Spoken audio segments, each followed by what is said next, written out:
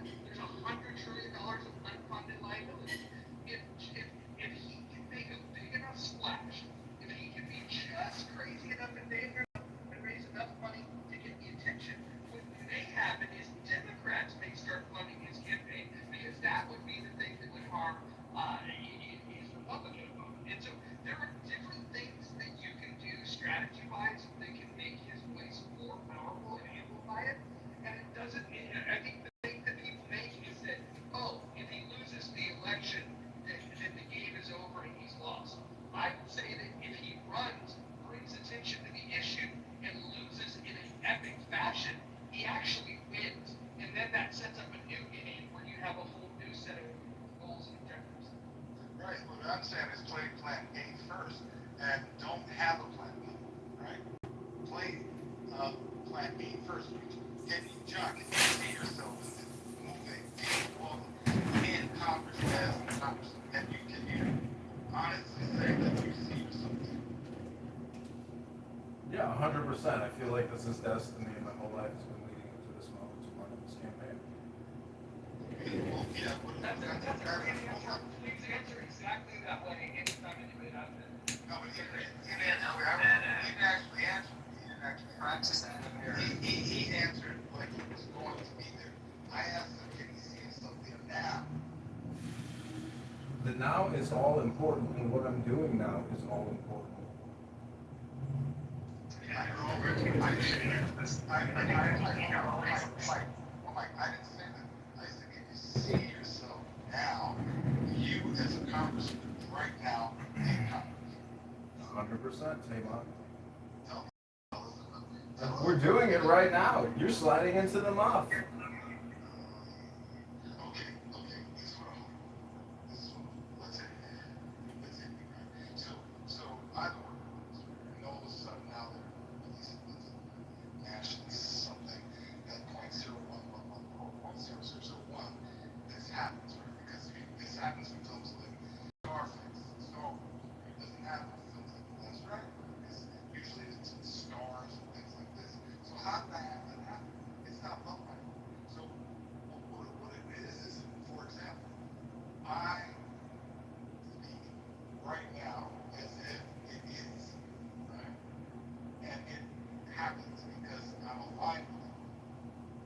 I think there's some counter stuff going on because you think you're going to lose and then they're going to win. I'm saying, why don't you play to win? Be in Congress right now. Behave that way. Move that way. And then your mind will open up a million different ways and you will shock yourself.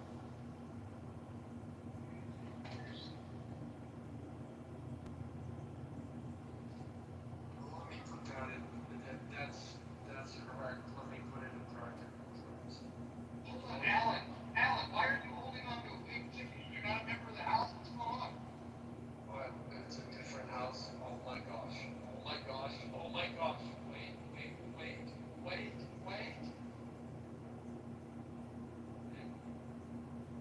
Thank you, Alan. But that's what I don't think.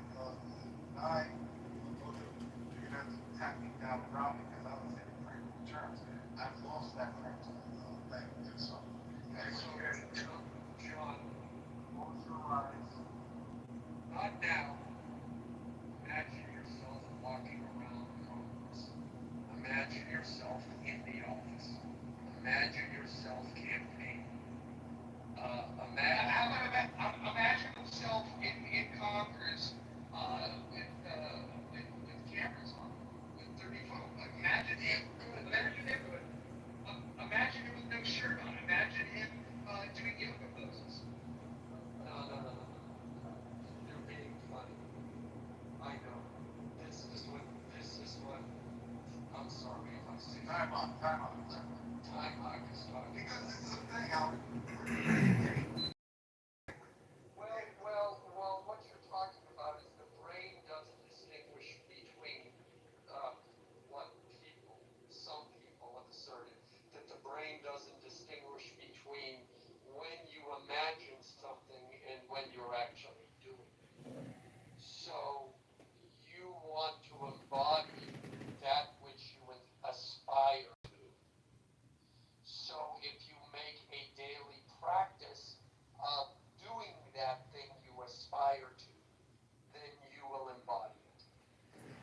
That's his. Muhammad Ali, Babe Ruth, Conor McGregor. It goes on and on and on. Yeah, I'm done with my earthy crunch. Okay, let me tell you, gentlemen, a grok prompt I put in a couple Well, hours ago. before you do, can we add Randy Moshman Savage to that list? Thank you. Go ahead, John.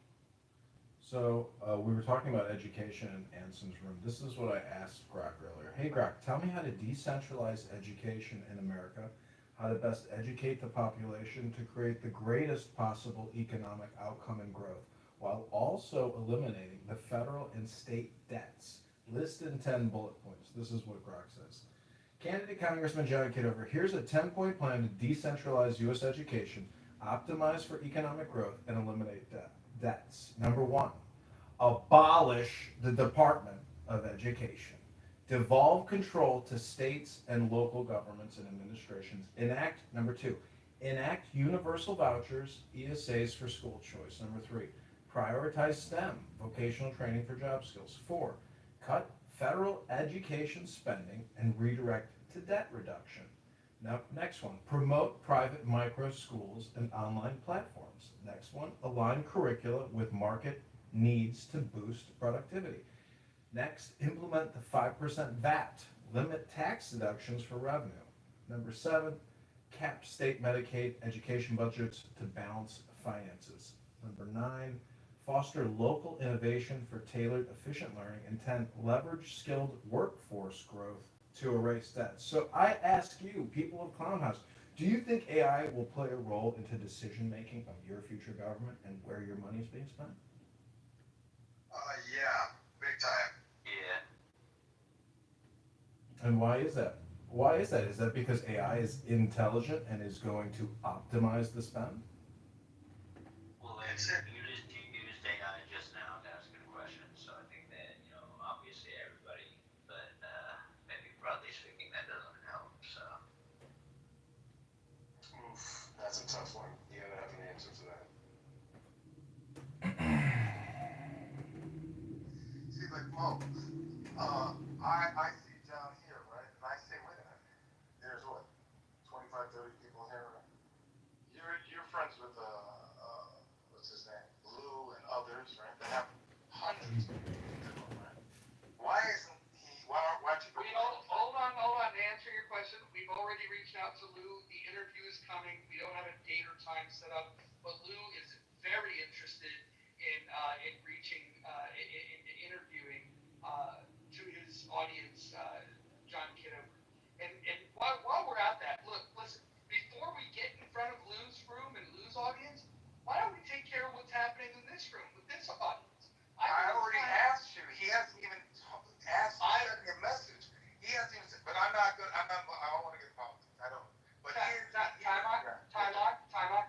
Maybe you're a spiritual advisor. Maybe you're involved in ways that you don't even understand. Maybe you're right. I would just say this is a good time to remind everybody. It's a good time to fork it over for John Kitover. And speaking of House Rules, Mojo, I don't know if I think one of them was spamming the chat. I don't know if that's borderline spam or. Not only is he spamming the chat, his English is like 3rd grade level. Like we should. It's not broken, it's just shattered. Yeah, it's very true. English only, homie. It's English GPT, what happens when you don't think. It makes sense if you read it with an attitude. It makes sense if you read it while hyperventilating. John, to answer your question, I think AI is making its way into the political industry because it's a convenience. It's a part of the consumerism as to what made the buck, as to what flooded everybody. And I feel like with more AI, it helps people in politics get further without them actually doing their own work. And I think it's dangerous because sometimes they won't even remember.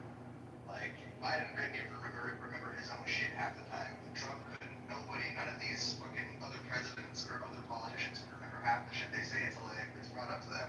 So I think even with AI, I just think it would make it more worse. I think it would make it more insane. I agree. I also want to let everybody know that I posted on X. If you can follow me on X, it's John Kitover, Illinois. I wrote, candidate Congressman John Kitover is being accused of stolen ballot by by clubhouse sociopaths who make death threats all day long, please consider supporting the campaign to elect John Kitover. Additionally, I posted it on my Instagram. I posted it on my. Oh, that's okay. If they want to stir the pot, I'll stir the pot with them. We'll make a real sweet brew.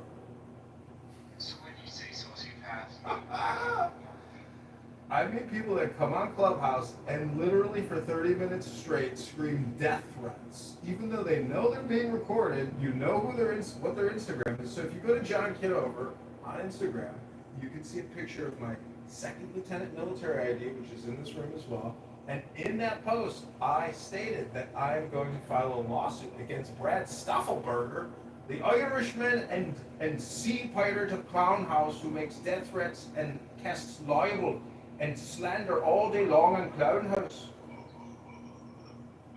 Josh, maybe he's suffering. John, I don't condone that behavior. That's okay. I don't condone people coming on here and making death threats when they should be making shepherd's pie. He's saying patrolling back in the day, like doing a lot in those military patrol areas. I don't think John Kitover ever got to wait for a 2-year-old to eternity before he raped it. Listen, we're bringing drama now, into this room that this needs to be. I think it's the same room, actually. We're also, we're not gonna be toxic, we're gonna follow our rules, there are rules. I would just merely submit that this is actually the same room. This is the same room with 1,000 posts. So technically it's not a new room, just to correct, your rule interpretation. Well, I was interrupted by John Kitover. I just want to say again, this sounds worse than fucking journalism. Oh, I agree. Journalism or doctrine. Oh, we're talking about death threats. Hold on. Well, listen, some people make death threats. I don't wanna make, I don't wanna make this about doxing anybody. Let's compare, but to compare this to chillism, you have to start looking at like, what makes a chillism? Chillism room is 45 minutes of arguing about a book that nobody did read. Chillism is a room where 45 minutes is spent talking about angles. And then when you ask either of the people involved, such as Concrete or Ike, and again, I'm violating rule number 9, and I apologize in advance. I'm flawed human, so sometimes they're very rules. But, no, these guys, they argue about things that they've never read. They acknowledge that they've never read. So that's the difference between chillism and here. At least we have people that read. We read out loud in here. This is how we know that chillism is different from this room. Is because not only do people claim to read, they actually display that they can read, and they do it publicly. This is something chillism would never do. I challenge people in chillism to do a book reading and watch how many people move themselves to the audience. I'm just saying I can't read, so I'm in the right place. You guys will read the book to me. I think we're about to read The Art of War in the month. That's okay. No way. You know, the books are, one of the this you are. Well, Dr. Fauci thought that we were the placebo. My ex-girlfriend, which is recently broke up back in the day, it's been a few years now. I was talking to her. She sometimes she used to send me political commentary from places like CNBC, NBC. Now, I don't get into all that, but I can tell that's not. I told her these are not journalists. These are opinions. I'm gonna tell you shit. Do you miss that month? She wrote me back, USA is not the world. You need to wake up.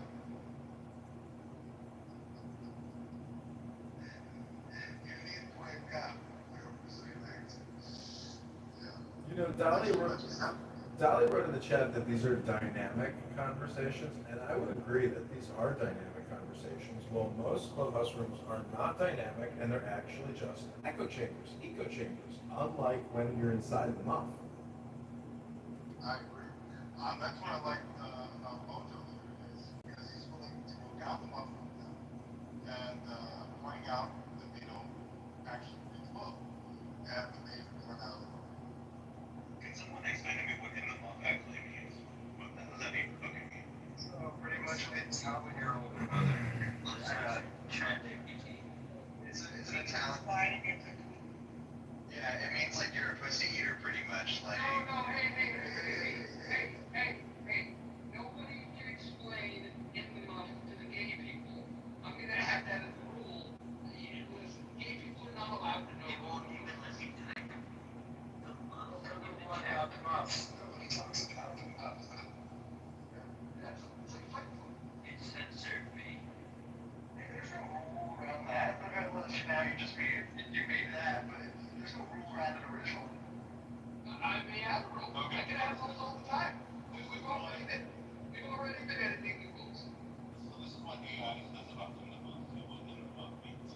So the phrase in the muff can mean different things depending on the context. Number one, muff refers to a field that tends to catch or possess the ball, usually on turn. So in the muff could refer to moments during a game when the ball is loose due to a muff tackling, historical context, or fashion context.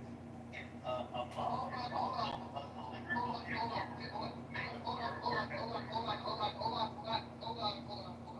Can you please go to Urban Dictionary instead and get a definition of Let's see. I'll be right back. and don't get the gay version. No, watch The Sopranos. You'll figure it out. I did not know Andy, it was a gay. you got your biblical pictures created in this house? We got Uncle June's picture is listed as for the icon of the house. I know they ever come. Okay, so this is in the muff, or this is the Urban Dictionary version. Muff, as defined by Urban Dictionary, refers to female genitalia, specifically the vulva or pubic area. It's a slang term often considered older and also used in dictionaries with similar meanings. Y'all are nasty. So we're in a woman's vagina here. Is that what this room? I gotta go. That's not nasty. It's a beautiful place. You know what? As much as you might think it counts, You can't handle the truth. you can't have a woman's vagina. Like, you know, it's don't be so selfish. This is gross. We're sitting in vagina juices in here. Yeah, it's just an expression, Chris. Nice, really nice one. Wow, I will never look at this room the same again. We're just lucky to be calling it the vulva.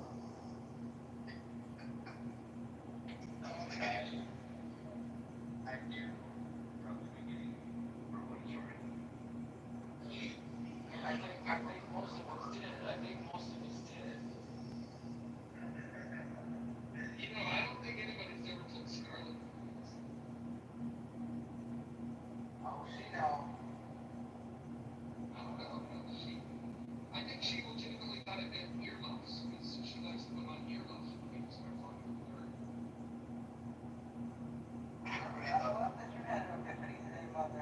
I'm so grateful to have been part of this journey with you that you've learned today on Clubhouse what love means. I'm thankful for you. So okay, is this a new term? Like, where does this come from? This is from like the 80s. Call it right up Roger's story. Never call me the second time I ever heard it. 70s porn. I don't know. You hear that? We just don't bring it in. 70s porn? It sounds more like 80s porn, I think, first person movie. And you guys never heard the term muff diving? Yeah, that's the turkey right? But in The Sopranos, there's a scene where he's like, Uncle June's in the muff. And then he's like, what? He's like, when I say muff, I meant rough. And then he fucks with him the whole time. Yeah, he's like Italian gangsters. They make fun of you if you go down on pussy. Italian gangsters are like young black guys. They don't eat pussy. Well, I would just say if we cut Medicare, Medicaid by $400 billion, I don't think it's going to impact many muffs in the OBGYN. That's just my opinion.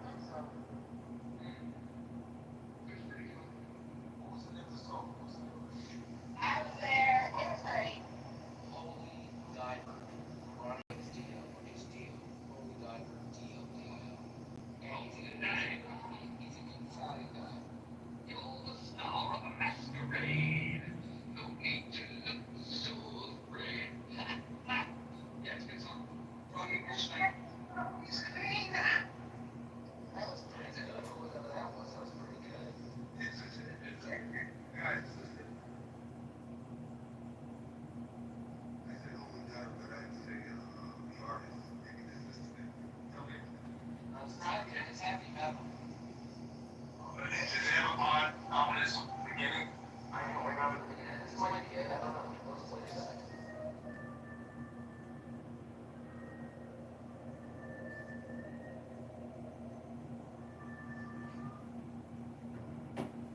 that. Mike, you're gonna ruin my. Wait a month, guy. You're gonna trigger my copyright warnings on YouTube, Tim.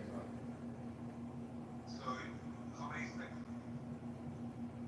I usually try to turn it off immediately. 4 to 5 seconds, you're cooked. 15 seconds, they nuke your account, and your whole career is over. Ruling a documentary title, I have at least a year to prepare for the very least. See, John, don't fuck around, bro. Time out, can you see my YouTube account? I'll get ready to.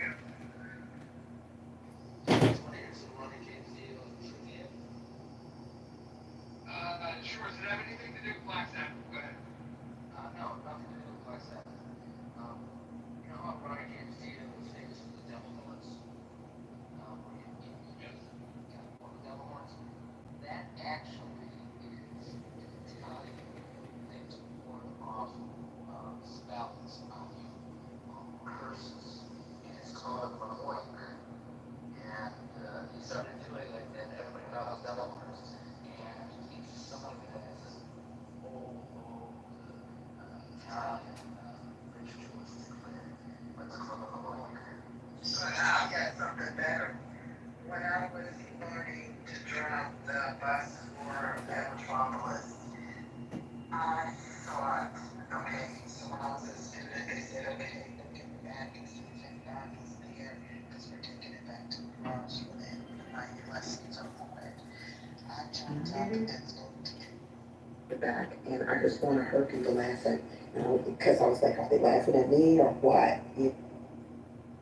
Like that, and I kind of dedicated the probationary period to my deceased maternal aunt too.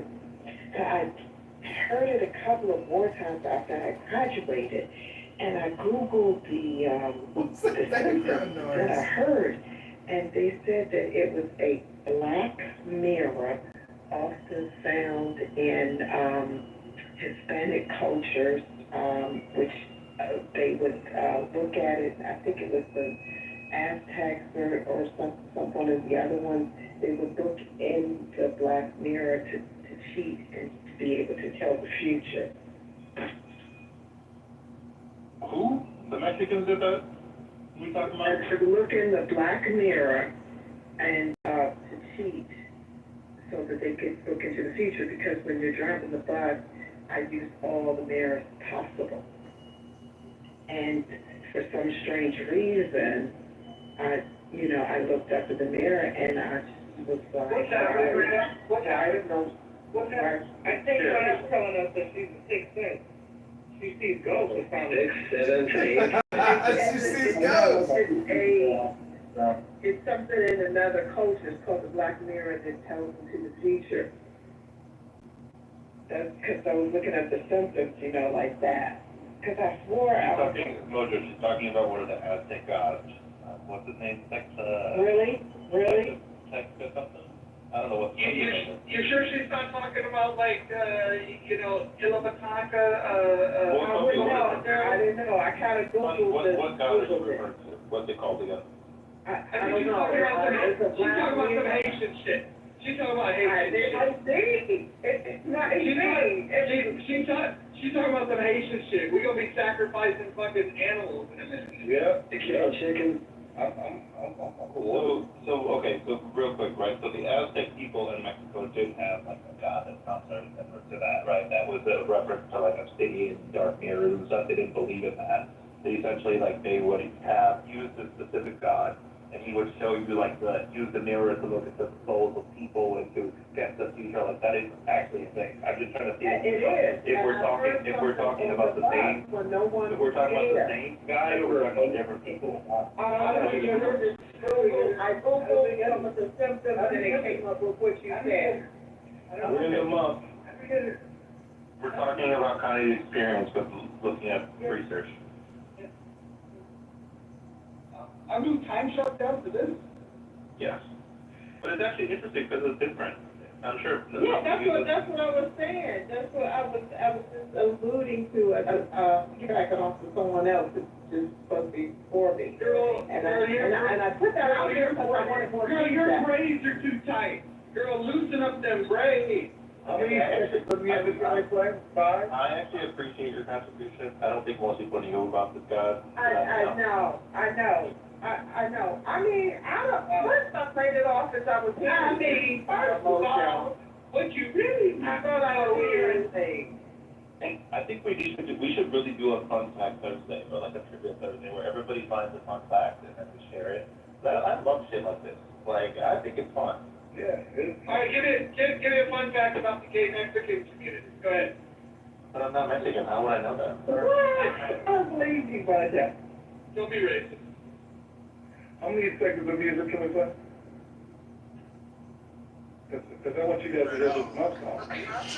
How about 5 seconds? Alexa, play. I swear to God, like, what the frick is this? He doesn't like the Arabs, but he's going to mainly speaking Arabic as well. And then some of them are legit. You know what I mean? Like, they're, you know.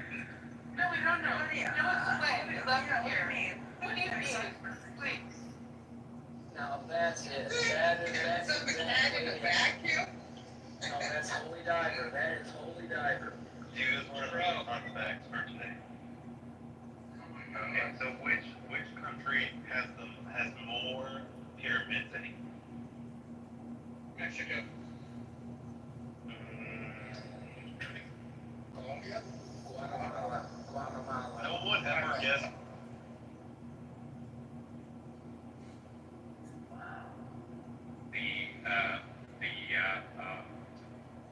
Go ahead, John. Okay, thank you. I asked Mark the following, this is on X platforms. How much does the federal government, states, and local governments spend annually on education, including pensions? Break down by monthly budget.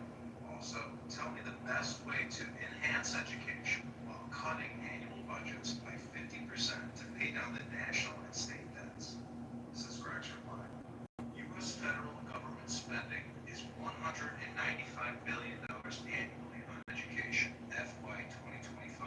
States spend $400 billion annually. Local governments spend $400 billion annually, with $60 billion in teacher pensions, mostly state funded. Total at $1.1 trillion a year, or $88 billion a month. To enhance quality while cutting 50% slash administrative bureaucracy. It eats up 30 to 40% of budgets. Implement universal vouchers for competition. Integrate AI and online learning to reduce costs. Prioritize core subjects and merit-based teacher pay. This boosts outcomes via efficiency for studies from heritage companies. So that's what X Platforms is telling us. I'm glad I could share that with all of you, and I hope you enjoyed hearing it. Thank you, John. And so, any educators have any response to John? Otherwise, we will, let's go to Beth. Okay, go ahead, Jim.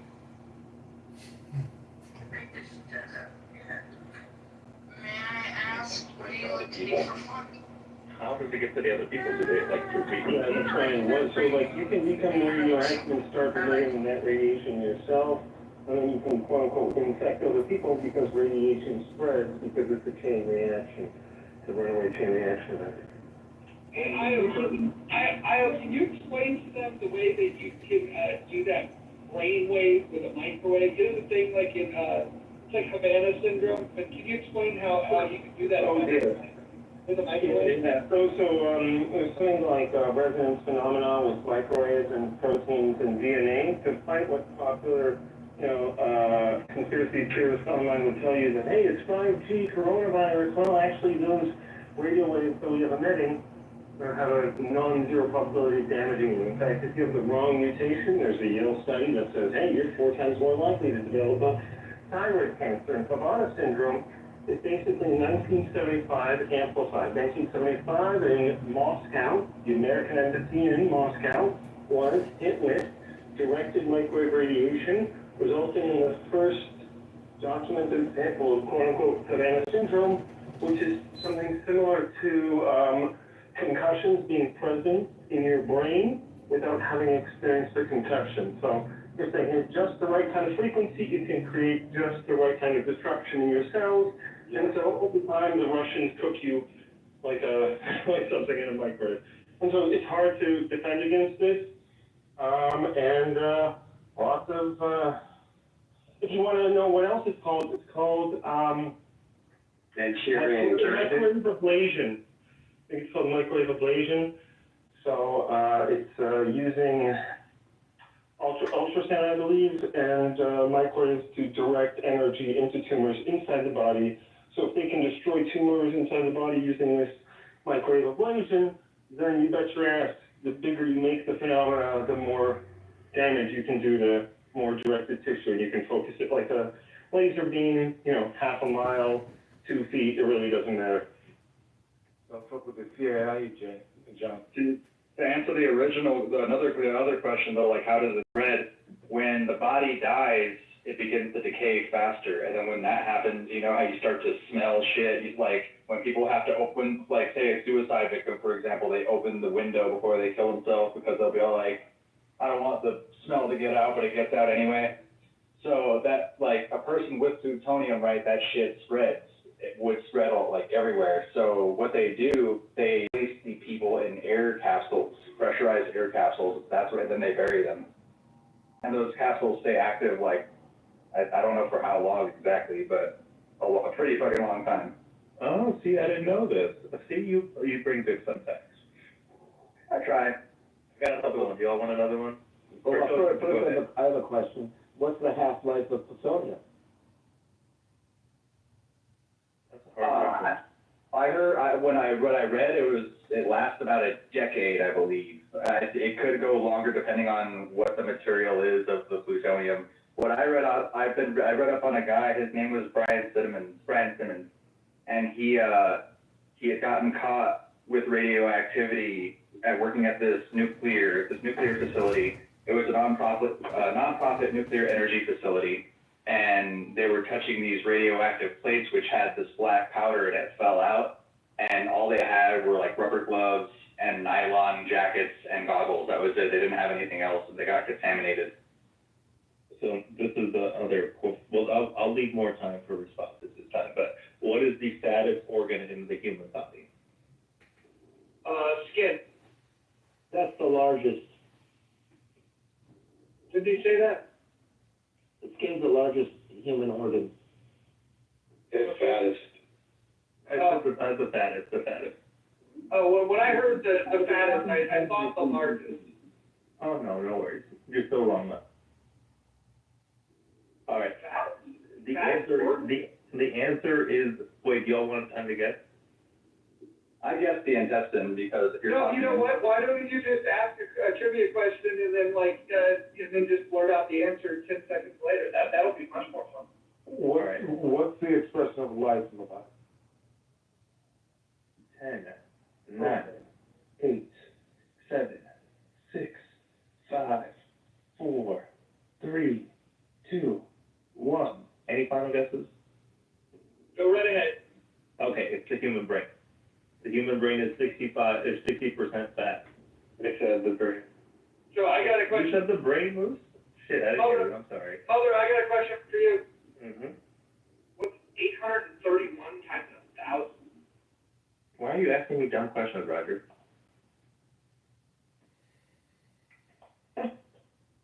You only have to know that if you're running for Congress in the District of Illinois.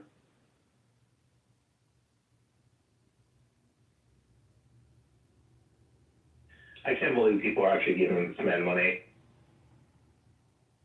What do you mean? You don't like when people I think the statement speaks for itself, and equally all. I mean, I guess it's the same. People donate money for to feel good. So I guess Wait, hold on. I remember when a fucking guy that was a real estate tycoon and then a social media host of a show got involved in politics, and everybody said he didn't have a chance, and next thing you know, he's ran in 3 elections and he's won 2 of them. I mean,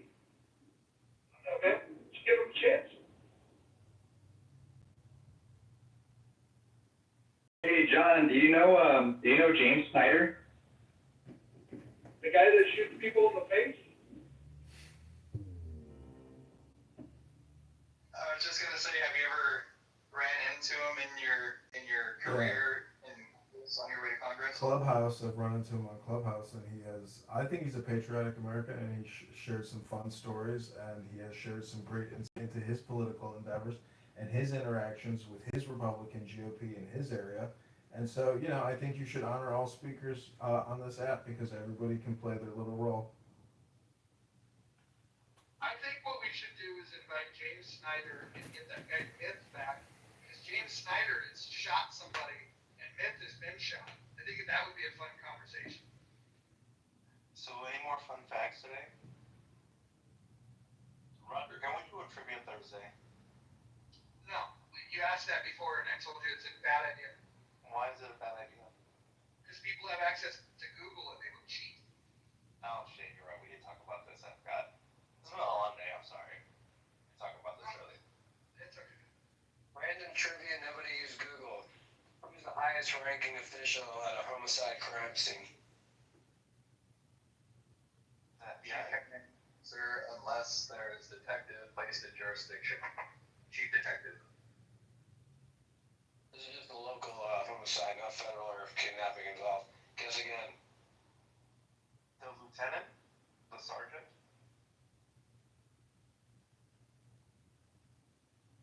Last call. Damn, I don't know. Dexter Morgan. Coroner. The coroner is the highest rank. The body cannot be removed without the coroner's approval. Once the coroner arrives, the coroner would literally tell all the lieutenants, captains, if the chief was there, the coroner could tell them to leave. But that's not necessarily what you asked. You said who's in charge of an investigation. Well, it's highest ranking. No, I didn't say it was in charge. I said who's the highest ranking. True, but it's still of the investigation. No? Message sent off and not message received. We need better fun facts. Much better. But actually, I didn't know that either, so I learned something new. So I guess that's good. I like learning things. Do we have any FDR fans in the house? Anyone a fan of FDR? No? No FDR fans? Are you not a fan of him? Well, are you? Believe it or not, are you talking about Franklin Delano Roosevelt?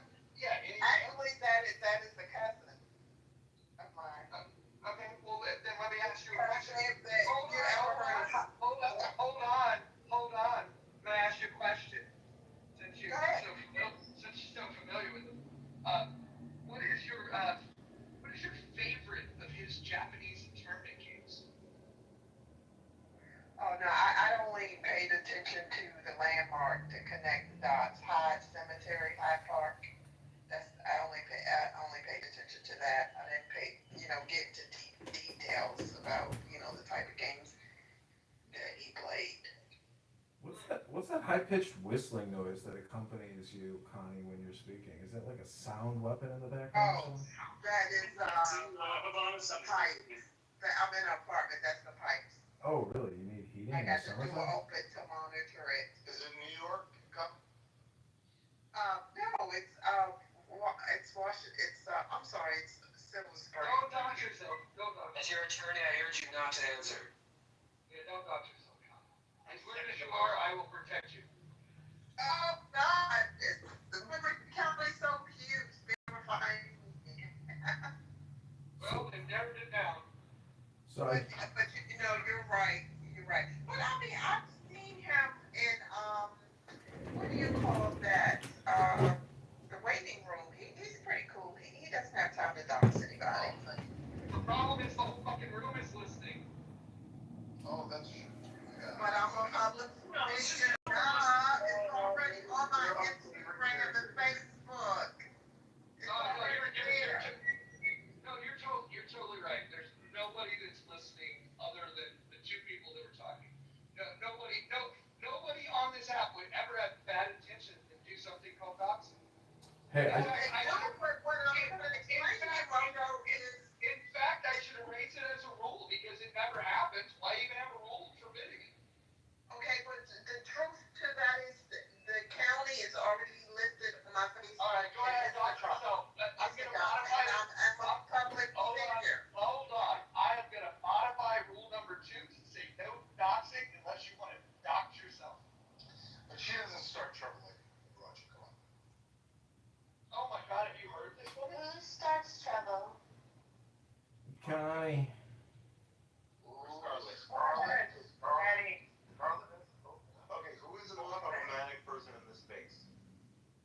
Wait, On the stage right now? Yes. Ooh, boy, that's gonna be a toss-up. I would definitely say the messiest person is Pockets, but Oh. yeah. I didn't expect you to say Fox. Sounds like. But I'm curious on the time scale, because like if you mean now or later. Well, however you want to interpret it. hey, this is candidate Congressman John Kitover. I just want to read you a new Grok prompt I wrote. It says, I wrote, what are the top 10 budget items of the U.S. government? And break down each into more detailed analyses. Determine the best way to optimize the federal spend to optimize the economy. This is what Grok writes back. Top 10 U.S. FY 2025 budget items in billions proposed. Number one, Social Security, 1.5 or 1,543 billion or 1.5 trillion.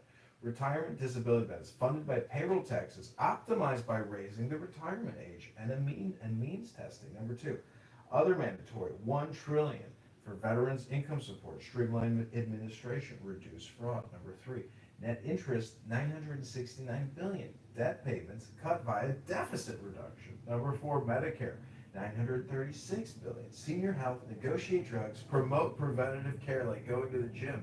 Number five, non-defense discretionary, 995 billion. Education health, prioritize high ROI investments. Six, defense at 850 billion. Military, enhance efficiency, cut waste. Number seven, Medicaid at 587 billion. Low-income health, focus on outcomes, reduce overutilization. Number eight, VA, 163 billion. Veteran care, integrate with private sector. Number nine, HHS, 134 billion.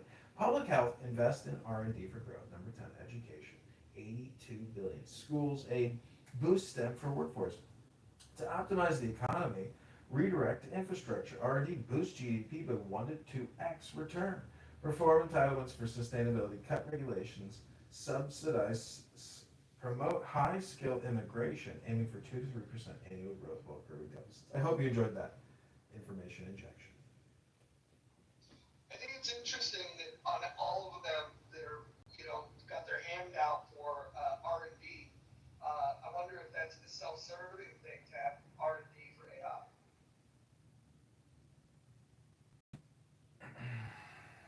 John, if you could just check your back channel, just have a suggestion for you, minor improvement for your Grok and other tools. If you personalize it a little bit, given what you're trying to achieve, I think the custom instructions that I provided there, or if you choose to continue the conversation on your own, you can probably get better results going forward. So I'd highly recommend you check it out by then. Do you want to just give me like a 3-sentence summary real quick?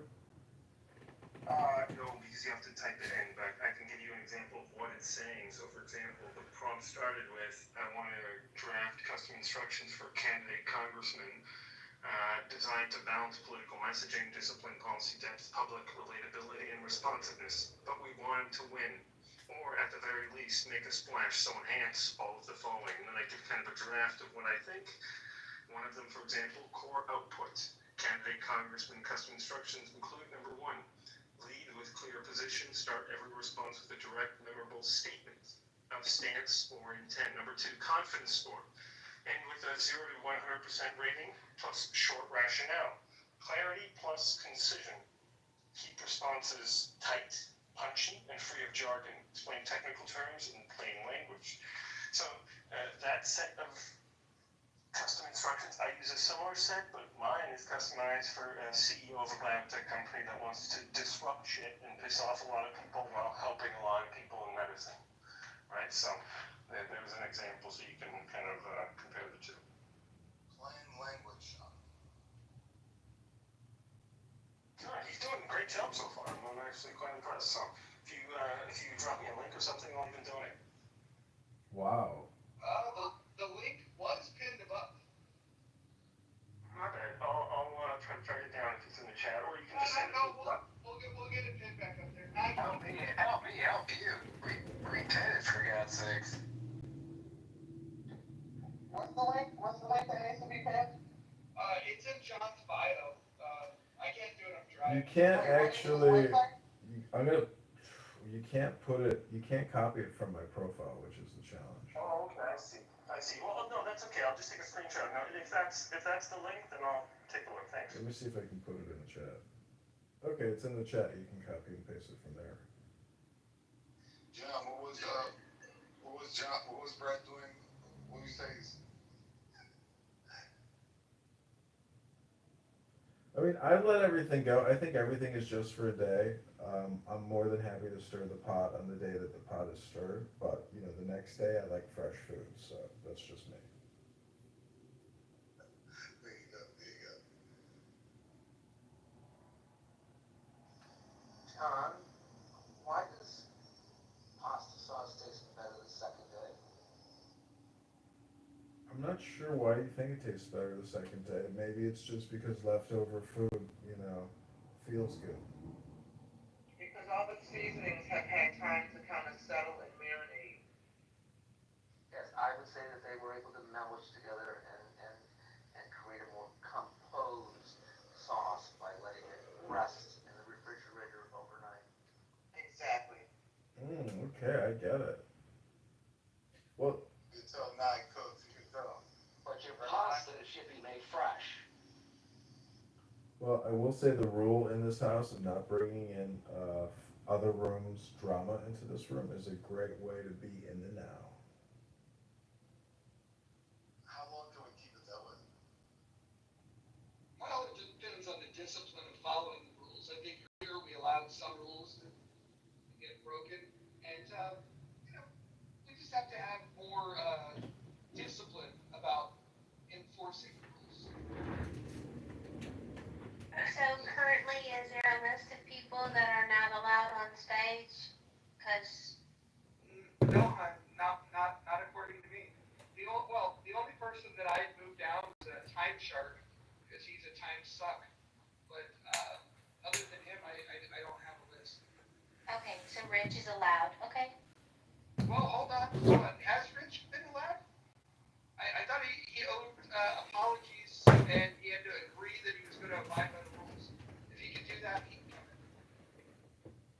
He was in here in your absence, and he told us that you had co-signed that. I said that he needed to apologize to two people. One of those people might be you.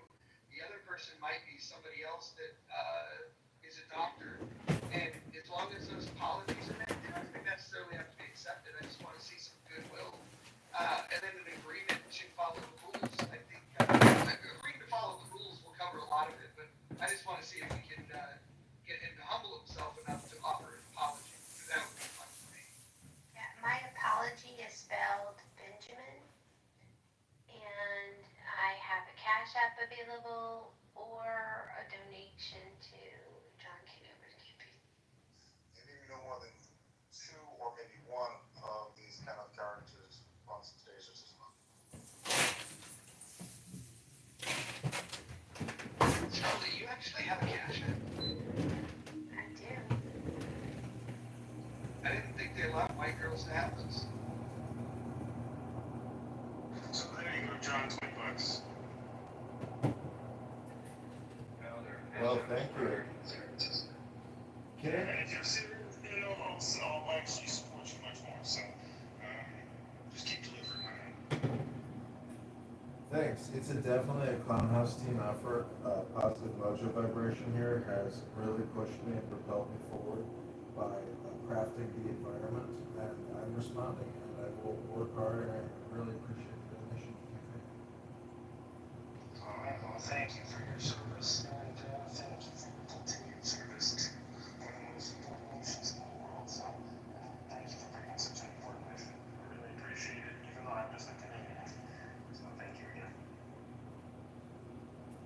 Going back to the pasta, how do you guys do it with the noodles? Do you let the noodles sit in with the sauce, or do you wait? Marquis, hold on 1 second. FYI, you may need to check the rules on the donation page to make sure you didn't violate any rules. I don't know, it has something about Well, if he is Canadian, you just have to return the funds. Okay. I'll sort of super back then. Give me a few days. Well, there's a residency card. I was thinking about the PAC idea. I like the idea of Americans for Austerity. I think that could have some legs, not just for this election. Yeah, I agree.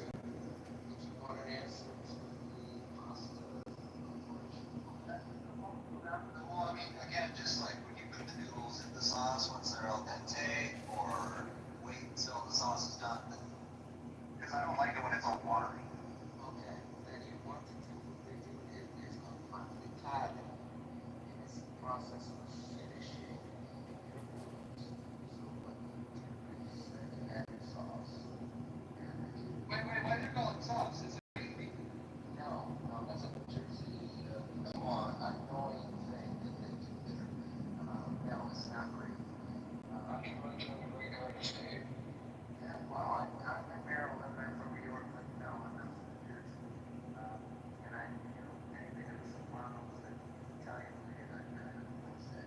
But anyway, my piccata is a method for finishing your pasta. So you put your pasta with salt on, and put olive oil in, and never rinse your pasta because you're rinsing off all of the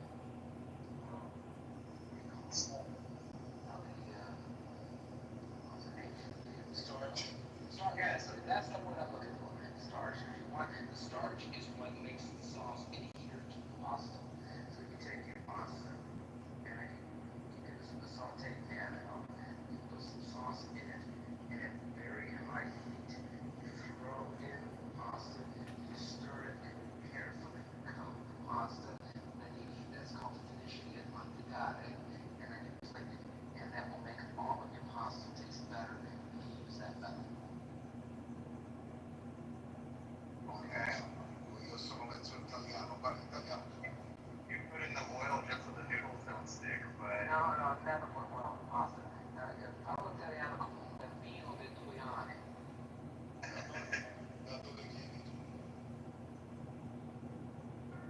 Rule number 11 English. Oh, yeah, I broke a rule and I didn't even realize. Sorry, guys. It's all set.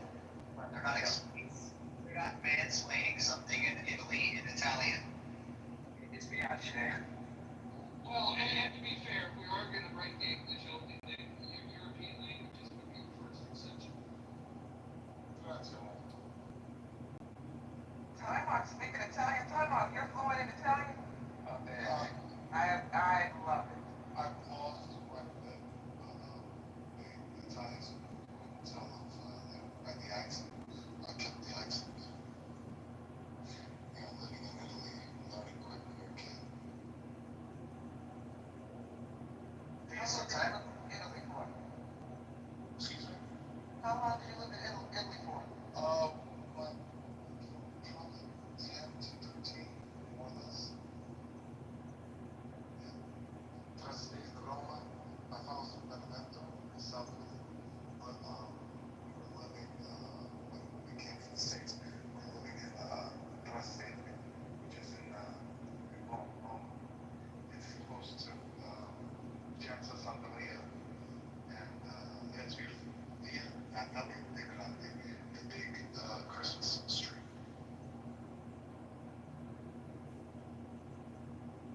You have few black folks in the room. It's amazing to go outside of, especially the culture is amazing. And it expands your horizon. Anybody, black, white, anybody. Americans should get the hell out of this country for at least a month. Yeah, I agree with that. I'll be out of the country next week. Where are you going to, Mo? I'm going to Vancouver, BC. You using your cash app? I don't understand the inference, but Scarlett's cash app. Vancouver, Recording. Yeah, I love Vancouver.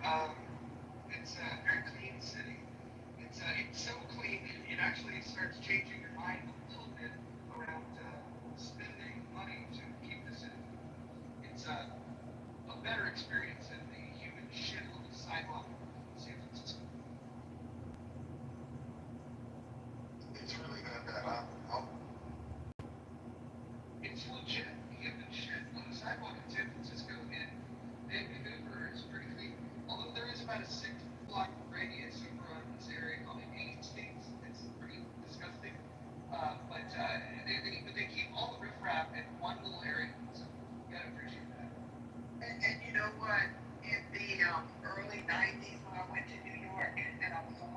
back home, and the first major town I had was Bowie, which if Bowie isn't right, like for snow removal, then everybody has to stay in the house.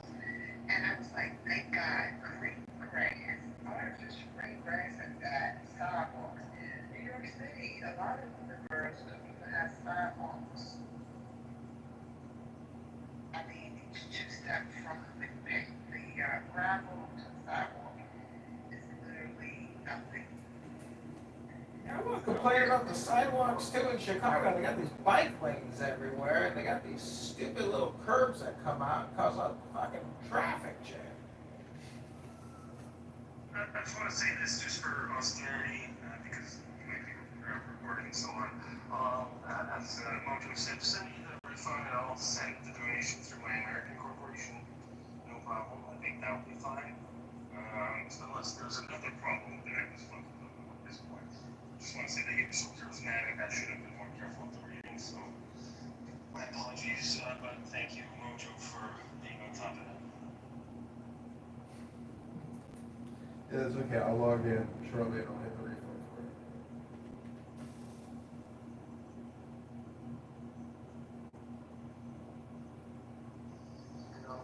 One reason why they got a lot of bike lanes is because U.S. Department of Interior implemented it and paid for it. And you'll see bike lanes even alongside highways. And Woodrow Wilson Bridge, they even have a bike lane on it. So that's why they have it. Because I remember I did a temp assignment there. So I was just going over to see how many bike lanes have been completed and how many bike lanes I hadn't already seen, in the Washington D.C. area. But yeah, it's been implemented, so it's kind of like mandatory. But if you do not in D.C., if you do like ride share, you better have a camera because those bikers are just atrocious and terrible. Well, these bike lanes have taken up a lot of parking. They're eliminating 40% of the parking in all these businesses that they're already charging for the parking. I mean, this Green New Deal is a waste of time, a waste of money. You can't snowplow the bike lanes in the winter, so they just sit there full of snow. It's, these people that run cities, they do not know how to optimize or efficiently run cities. Honey's right about the sidewalks being a factor. Memphis is number one. I was surprised when I read this. Memphis, Tennessee ranks number one, having the highest rates of pedestrian fatalities. We had this discussion in a room recently, and we actually had somebody that lived there, and it's because there's no sidewalks. It's just that they don't like it's like black. Not happening, no sidewalks.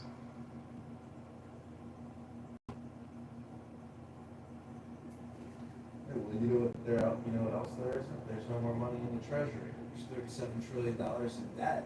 Those are receipts, but other than that, there's nothing there.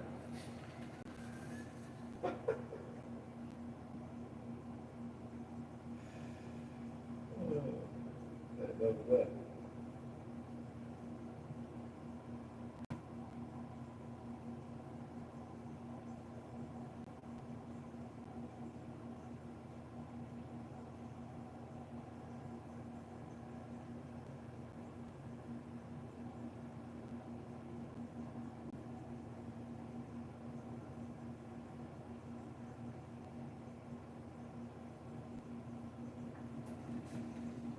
Does anyone think the gold is actually in Fort Knox? Is there any gold in Fort Knox?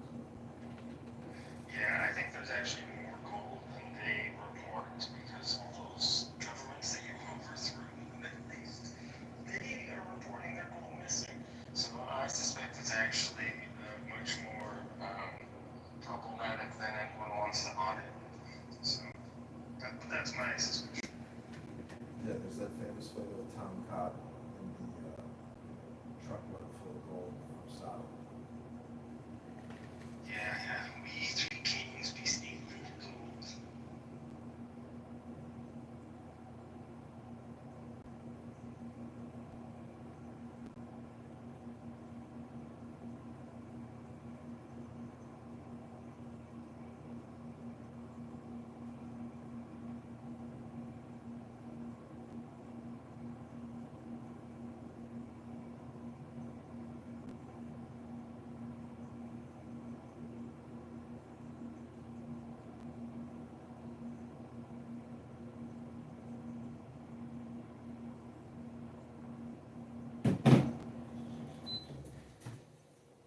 So in Clown House summation, we have learned that every day is like every other day, just a repeat of the other day. Welcome to Clown House. Not every day, not without mentioning names, where someone might be considering seeking legal and/or law enforcement assistance in holding someone accountable for saying dangerous things. Well, I believe that it's a roast, and tomorrow the roast will continue. I have no doubt that today's show will be tomorrow's show, and yesterday's show will be tomorrow's show. It is the same pattern every single day, and the only way, in my opinion, to break that pattern is to read what's called a book, which is a forced dialectic or an external hard drive injected into a social audio channel instead of never-ending heated conversations and road raging. It's called a book. Maybe we should try it again in a month. This is a good book by Dispenza. It's called Breaking the Habit of Being Yourself.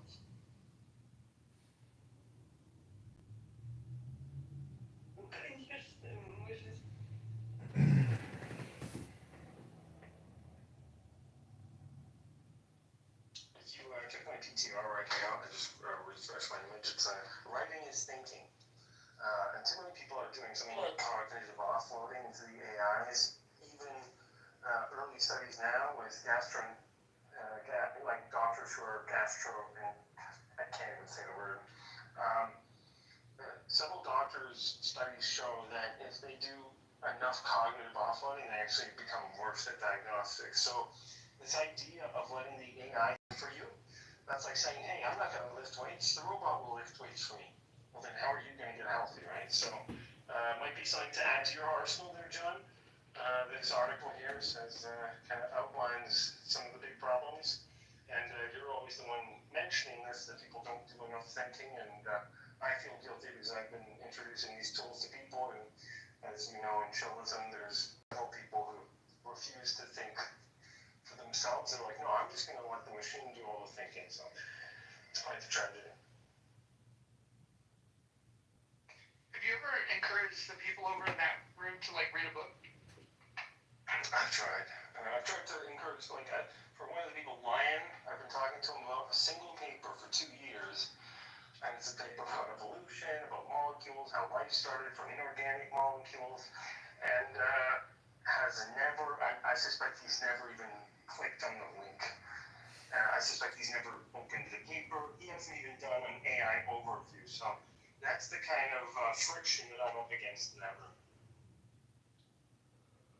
I think you do represent an interesting dynamic, though. It's like you got the smartest guy on the app, which you'll probably reject that title of, in the stupidest room on the app. And so it's a very weird dynamic. It is, actually, but I go there for the tongue twisters because I have to do speech therapy. And now that I work in a hospital with my technology, I have to tell doctors big words and stuff. And so whenever I mention anything in that room, it always falls on deaf ears because I'm saying something technical and perhaps tangent to what's being discussed. And most people don't appreciate it, but I'm there for a very selfish reason, although I do try to make what I say valuable to people. That's the kind of the nature of my attendance in that room.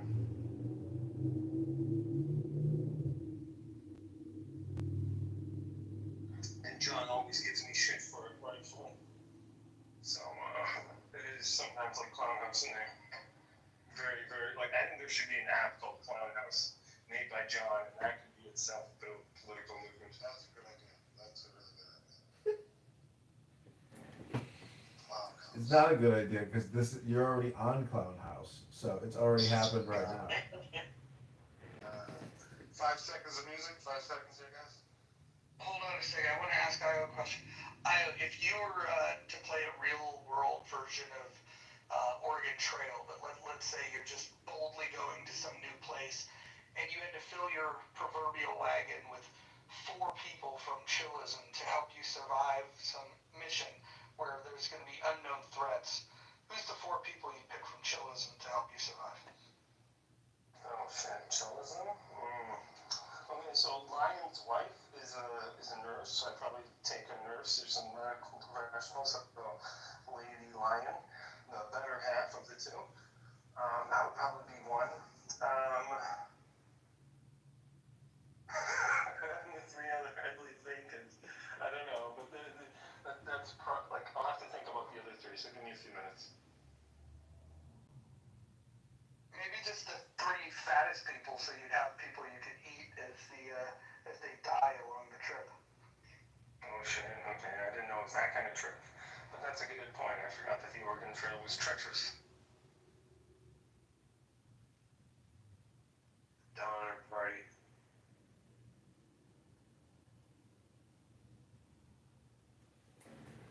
Yeah, I've only been in tourism a couple of times, but it's sort of like a room of self-loathing, masochistic misanthropes, and I don't enjoy it. On a good day, it's a circus.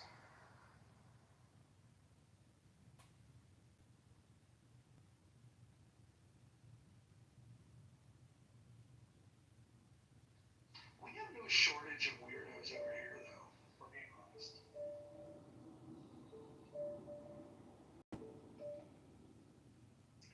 Hey, Jill, I got a sandwich I make, vegetable love, but you have to like lox. You like lox? I love lox. Okay, so listen. Whole Foods makes a package of croissants. There's 4 in a pack. You get the croissant, you put it in the oven just to warm it up. You put olive oil in the pan, and you get those thin slices of lox. You don't cook heavy, light. And green tomatoes, cut them up, or any tomatoes. Just enough for a sandwich, and you let it sit in there in the olive oil. Then you move it over. You're not frying these lox, you're just warming them up. And you take a couple of eggs, maybe 1, 2, and then 2, 3, depends on how much you want. And you put oregano, maybe some Italian seasoning, some pepper, whatever else you want.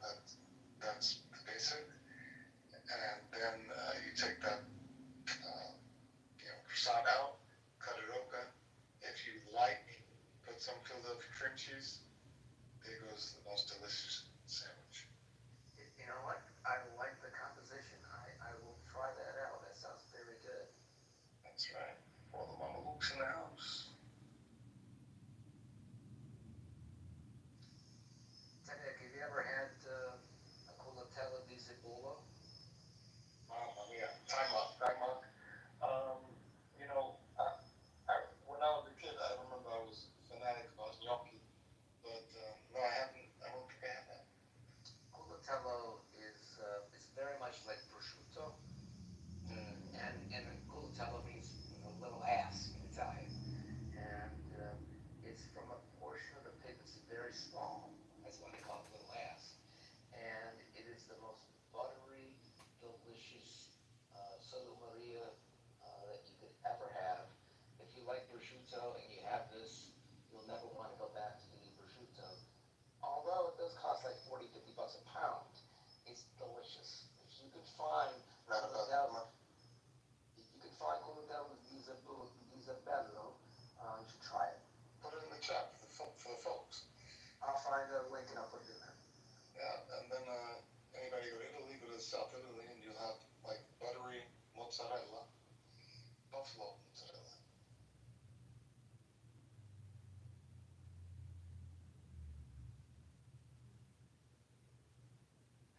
And most, she like the sisters, Italian food. They like Italian food.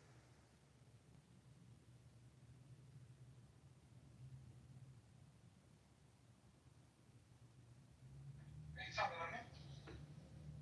Yeah, like them sisters, right? You know, I used to. There's a white girl on this outfit. She's so cute. Where you don't have to give away, but what part of America or what area? Does she live? I would never say. Well, Wise man. shooting your shot. That's good.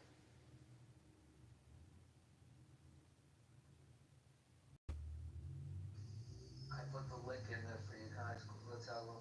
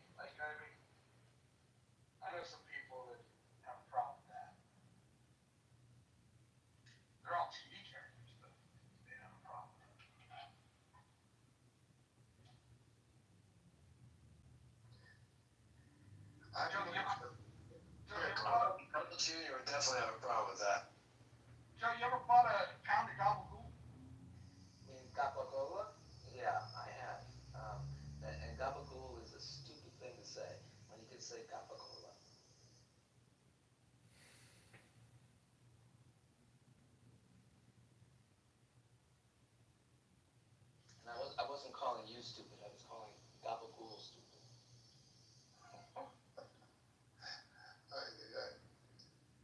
Tell them, teach Mojo how to say it the right way.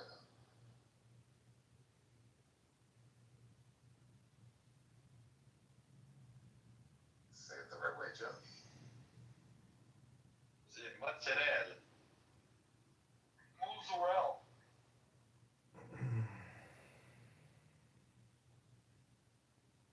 Forget about.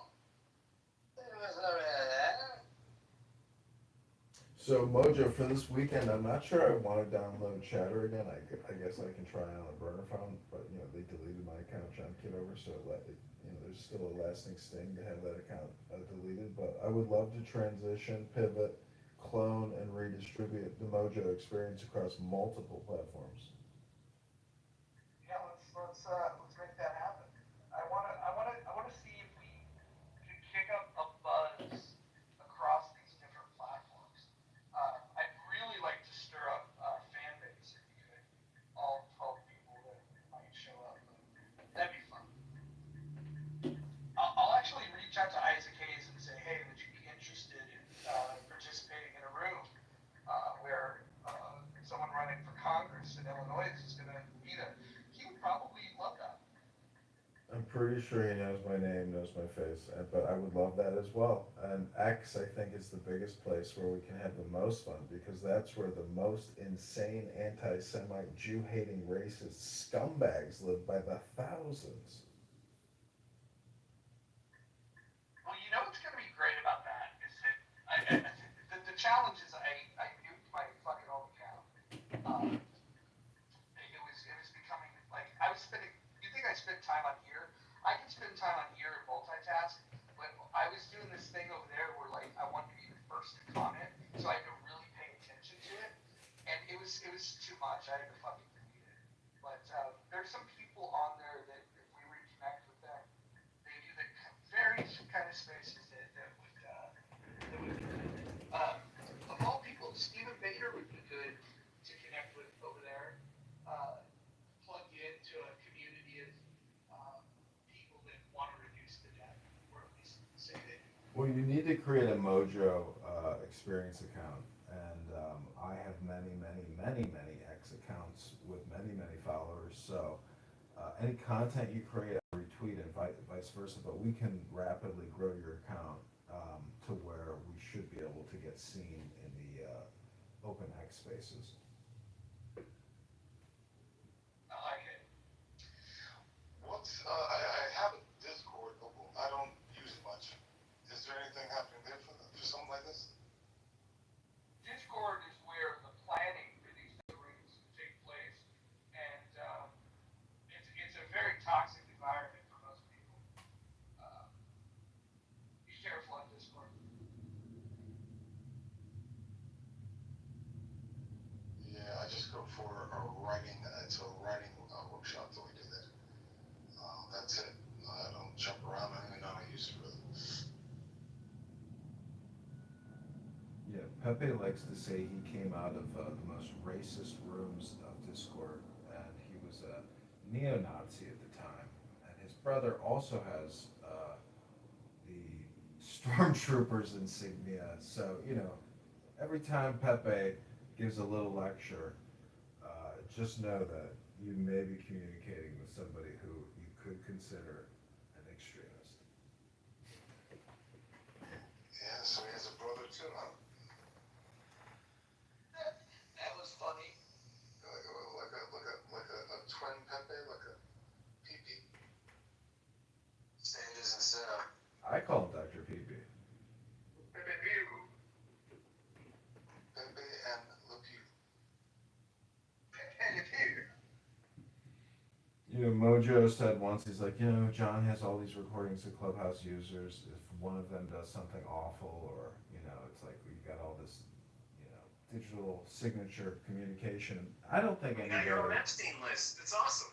Yeah, I've created my own little hive of intelligence, but really it's not me. It's just Clownhouse. I'm just hitting live stream. Well, most people, there are some people who technically can record all the streams at once, so unfortunately, for whatever reason, Clubhouse leaves that door open to this day. So you could, in essence, just be streaming all the rooms and ripping them all. I agree, but since You have to be in the room. since I'm running for Congress, like I would like to set up more recording studios in the House to record even more Clubhouse. But the truth is, that's not what's gonna win this campaign. And creating more targeted content, and I think using AI and Grok to create targeted content to read and then deploy, will go a long way. I mean, if we can give. Well, if you want some help, I'm down to help you pro bono. If you want some technical support, I got you. So, here's something that would be cool, is utilizing AI to go through all of the hours of content that he streamed, looking for particular either voice signatures where you're looking for the best of something, or just looking for a particular topic. Is that something that that you would be able to help out with? Easy peasy. Yeah, it's easy peasy. That's easy peasy, huh? Yeah, if you got the recordings, it's a matter of just processing them, and then it's just a matter of tokens. One thing that you could do is make a specific section in your political campaign for funding AI tools. That would actually probably be the most transparent and open way of addressing this. You're like, look, here, I need money for these AI tools, so I can give you the best bang for your buck, right? And then you could probably even apply for growth to get limited access as a senator or senator candidate or Congress candidate, which is what Grok and ChatGPT offer to government workers, federal workers.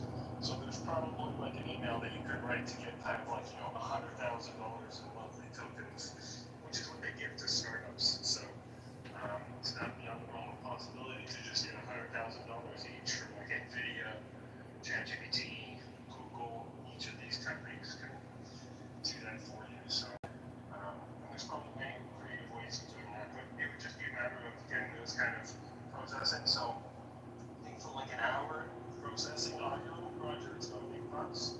So depending on how much the aspiring congressman has hours, you can just roughly calculate what you need. And the costs are always going down, so there's probably many ways of focusing that as well. But if John can give me like an estimate of how many hours he has, I can probably give you an estimate of how much it would cost.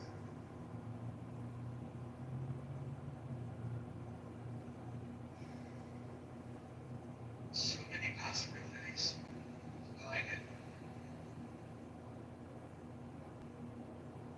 That was actually one of the smarter things I've ever heard on Clubhouse.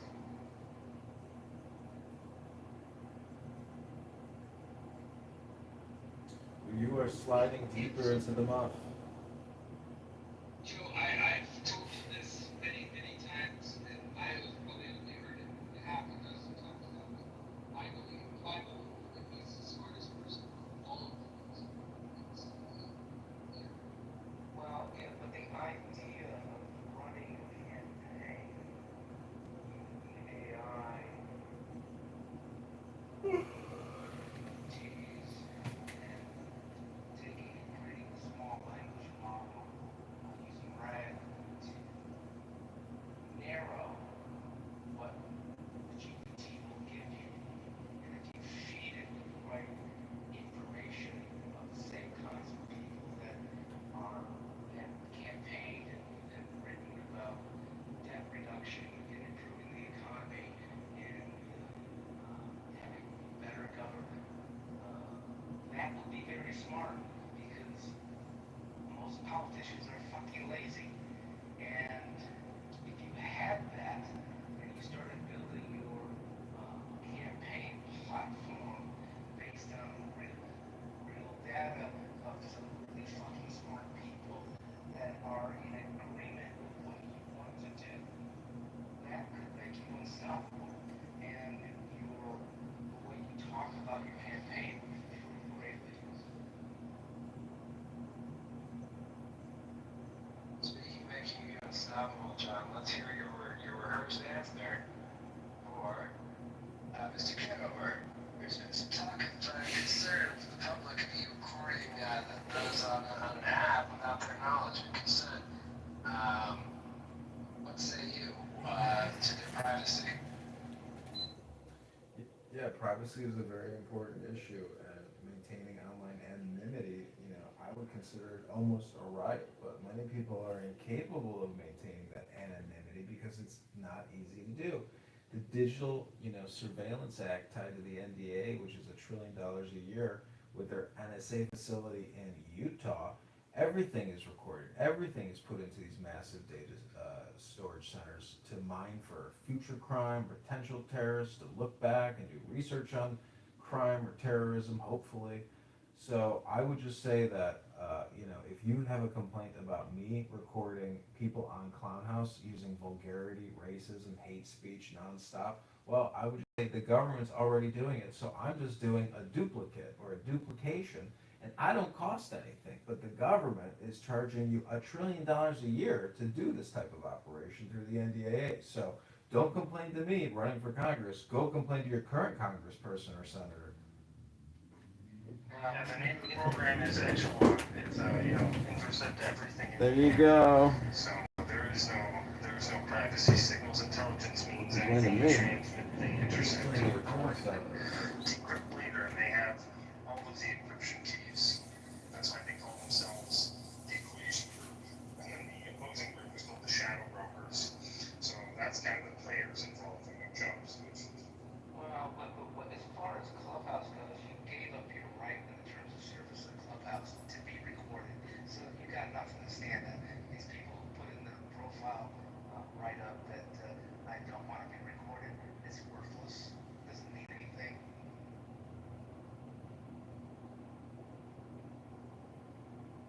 Exactly, but it gives them some false sense of security. It's silly, it's completely silly. I don't know what they're thinking.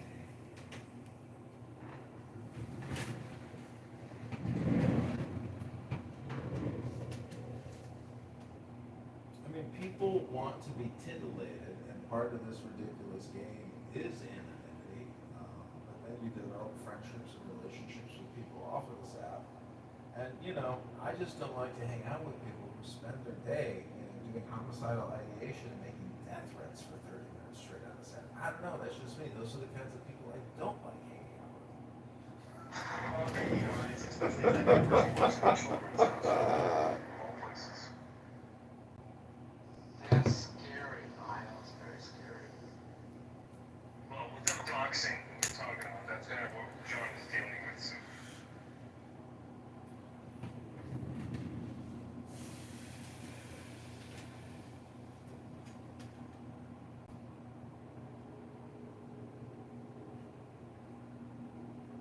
Rohan is not a fan of my recording activities on this app. I think that's very triggered when we discuss or interact. And I would just say I've been to Australia. I studied at Bond University in Queensland in the Gold Coast. I love Australia. I love the Australian people. You guys got the greatest party island on the whole planet, you monkey dog, you dingo.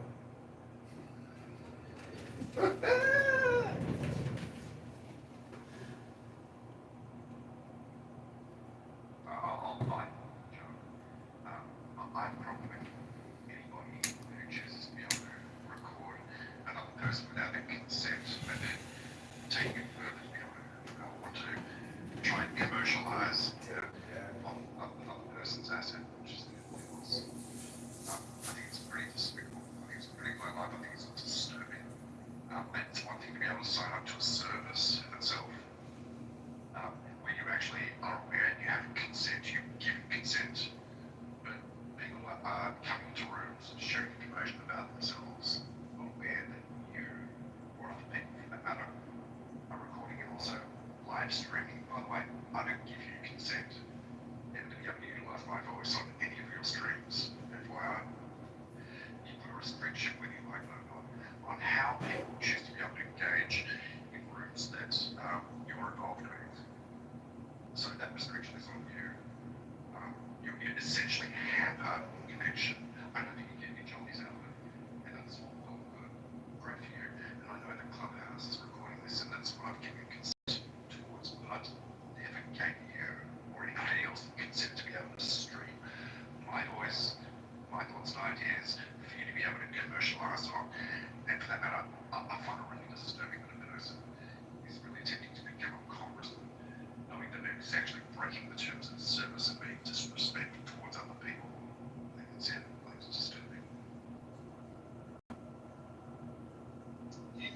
title of this room covers that whole idea of people not knowing that they're being streamed. In the title of the room, it says that it's being recorded. It's not, there's a function facility that's on the app itself, which can show whether a room's being recorded or not. The feature and function of that is not actually being displayed as being recorded, and the replays are off. Yeah, sure, I mean, some people could be recording to the same it's not actually being streamed. And, yeah. I had updated that. If it said streaming live to user, do you think that would be a good display? Look, yeah, I think we'll discuss this point to the nth degree, to the point where it's almost dead and mute. But, you know, I appreciate that there are certain types of rooms where individuals are conducting themselves in really salacious manners, and I'll mention his name because his rooms are literally 24/7 filled with hate, vitriol, discussions of terrorism and all that sort of stuff, and just outright racism and anti-Semitism in all literally every day. So I think it's actually great that whoever chooses to spread that that's out there. Baby. I mean, what the fuck? I didn't go eight more, I baby. think it's disturbing that any individual, right, chooses to be able to expend so much time recording and live streaming with 50 plus mobile phones. Didn't go eight more, baby. I didn't go eight more, baby. Who does this? It's like, Go it's eight just more, way too baby. I didn't go eight more, baby. You know, I appreciate the criticism. I think it's maybe warranted, and I think you're a great critic. But I was working on a song while you were criticizing me, and it goes a little something like this. I didn't go eight more, baby. I didn't go eight more, baby.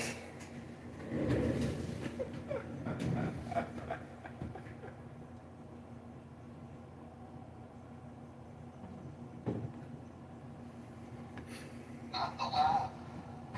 You were doing so good. You didn't hit at least one more. I'm sorry. I just gotta tell you, like, you know, you're a drama queen, and you know, anything I recorded, if you think that something I recorded of you caused you a problem, why don't you just speak up and say what it was? It's really simple. I'm telling you, I do not consent whatsoever to have my voice recorded or streamed by you or anybody else. Simple. If you break a request, then there may be consequences, and other people might have consequences for you if they choose to be able to say exactly the same thing. Yeah. All right. Well, it's duly noted. I'll put it in the complaint box.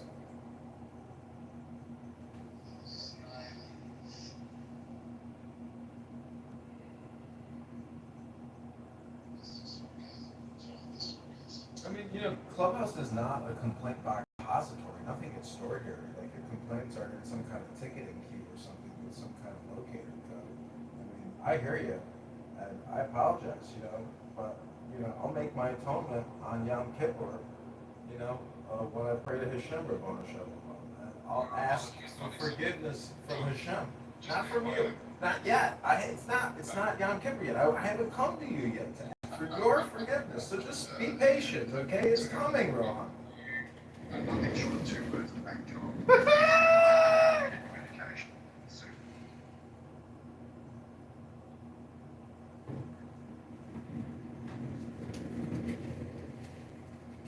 Well, I'll be looking for you on Yom Kippur. You'll be one of the first people I come try to find on Yom Kippur, okay? John, I'll tell you what, too.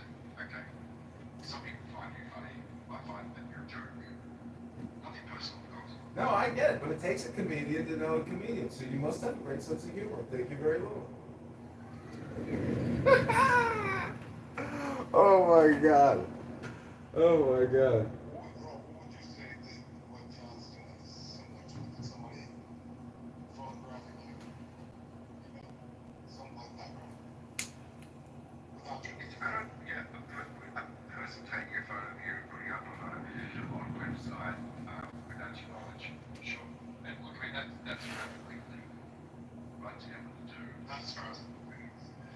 some countries and states, I'm sure that's not as well, but yeah, it's an invasion of privacy. It's a lonely type of thing to do, really. Yeah, it kind of rubs me the wrong way, but I'm not worried about it. It kind of rubs me the wrong way a little bit. Do you feel that if people knew, let me ask you a question, if people knew and were aware that what they were saying was being broadcast potentially out to other people and recorded such that people could actually record it, review it and listen over it and watch it over and over again, do you think that would inhibit people from speaking freely? Or would you think it would add to them actually being themselves? Right, okay. I don't know if it would inhibit people or not, because this room's been live streamed today, and we've had people come in here threatening to kill me. It's an illusion of comfort, though. It's an illusion. It's really just an illusion. Get comfortable. If there was a mic right next to you, yeah. Joe, you had something to say. Yeah, I'm not sure that is the problem. I think the commercialization of recording without explicit permission. I think we're able to violate the copyright. And that could be a problem. The actual finding that you might be recording and streaming on YouTube and you're making money from it. That could be a problem. That's an additional issue. What I was talking about, how it may actually impinge a person's experience on here. If they actually knew that they'll be recorded. A lot of people don't come up on He's a clubhouse purist, this guy, bro. You're such a clubhouse purist. It's so Are you feeling triggered? so profound, so professional. What a purist. This guy doesn't want to impinge people's experiences. Okay, you do it again. I will remove you. I have no hesitation in removing you. I get you. Purist. Yeah, that's great. This guy is such a purist. I get it, and that's awesome. You're funny in many different ways, but try not to be upset with yourself. Just like a couple of us. Hold it out to the center. I'm holding it out to the center. Okay, and impinge upon other people's freedom of being able to speak. And this is effectively what it does. Such a clubhouse It purist. does like you doing whatever you like. What But an Joe, you bring up a really incredible interesting purist. point. There is a legal issue. There's a legal issue. And there's also the issue of people feeling inhibited about coming up on stage and talking, knowing that their thoughts or ideas and feelings, their voice are being recorded and streamed and then captured on YouTube and other platforms. 88 million And this is a big issue. It impinges upon other people. Yeah, well, We also know that we want yeah, I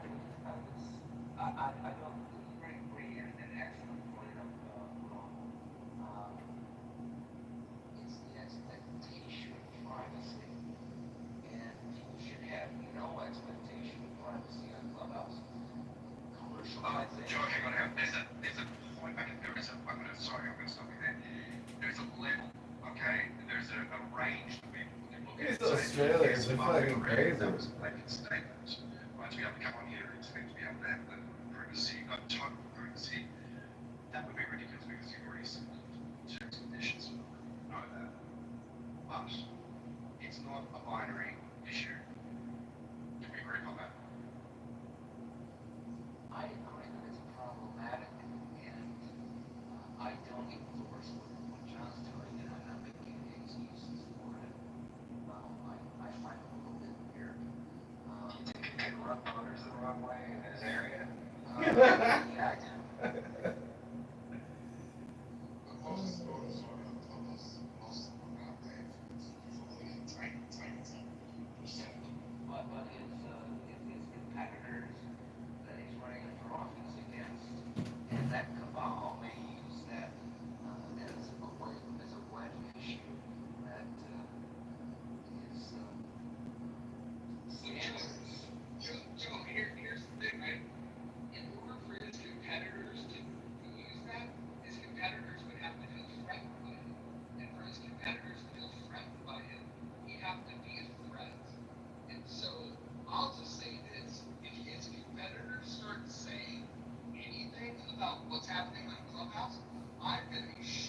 And I'm going to think that it's the best thing that could possibly happen in this campaign. Winning Right again. now, We go from people losing to who winning. felt that From he's even losing fucking to running winning. are the people that are in this room. And so if his competitors decide to make a big deal of it, they'll basically say, hey, this guy exists. And then voters will have to contend with how they feel about it. Because once they know he exists, he's got an opportunity to convert them. That's not a bad argument. If I was advising the hood, I would say ignore John until he actually has a chance of beating it. So I would ignore it and I would hold that in my back pocket. Well, that's why it takes political activists like you organizing a clown house to irritate LaHood into getting him to comment about the campaign to elect Congressman candidate John Kitover on X. Follow me on X at John Kitover IL, that's Illinois. Or click the link above. Give $100 right now and let's change the situation now. Yeah, listen, here's something. If you think that voters would find this offensive, then what he's go get links to all of the fucking content that he has, specifically about advertising that he's running for Congress, and send that to LaHood as well as the Democrat candidates and say, look at this character. You guys should do something about this. I would feel that that would be the biggest contribution that you could do to the John Kitover campaign. The second best thing that you could do is you fork it over for John Kitover. Just real quick, I want to be open-minded for a second. John, I want to hear out what your policy platform is, or what Sure, your let me goals are. ask you first though, how do you keep an open mind? Being willing to hear out the ideas without immediately throwing them out. So, hearing the ideas without immediately throwing them out, that's how you keep an open mind? Yeah. Okay, well, please proceed, XG. Yeah, so I guess I'll start with some basics because I don't know what the fuck's going on. I'll make that clear. So, one, what are you running for exactly? Two, why are you running for it? And three, what are some things, basic things in a summary you seek to achieve while you're running for it? That's an awful lot of questions right now at 11 p.m. at night. And I've been battling Brad all day long on Stolen Valor. So go to Instagram.com/John Kitover. Subscribe to me on Instagram and we will set up a private call XG. But please follow me on Instagram now. Thank you. I'm going to meditate for 10 minutes. John, that sounds like a dodge. That was a dodge. And then he runs away. He's running away, Mojo. He's running away. He's running away. And Mojo, when you started your room, you didn't have the recording on. You kept it on because you just knew it was made. Yep. And I was one of the biggest vocal critics of John Kitover. He can vouch for that. Others that have been in these rooms can vouch for that. And the game changed. And this is the thing that I think people need to recognize is that if we were having this conversation 3 months ago, we would absolutely have a strong point that like, hey, we're in a room with no replays. This seems like a trashy move, and we're going to use all the tools that we have at our disposal. If we identify you, we're going to remove you from the room, yada yada yada. But even back then, if you think about it, he could have been recording those rooms without us knowing it, and then instead of doing a live stream, he could have put it up the next day. And the only reason we knew that it was live streamed is because we were getting a real live feedback loop. And so he could have modified his approach, and it would have been recorded and distributed, and nobody would have known. He's been very, very open about the fact that, yes, he's going to enter the room, he's going to stream the room. And I was the biggest target of this. Nobody on this app, in fact, I would say all of the other people on this app combined don't add up to the targeting, the specific intentional targeting. The only other person that I think even begins to compete would be Adrian Ditton. And I think that's it's me, it's Adrian Ditton, and then it's the field, right? But we were the top two for sure that were being targeted. When Paul and Rowan decided to change this system where you can pay to remain anonymous, allowing people to record or to live stream without the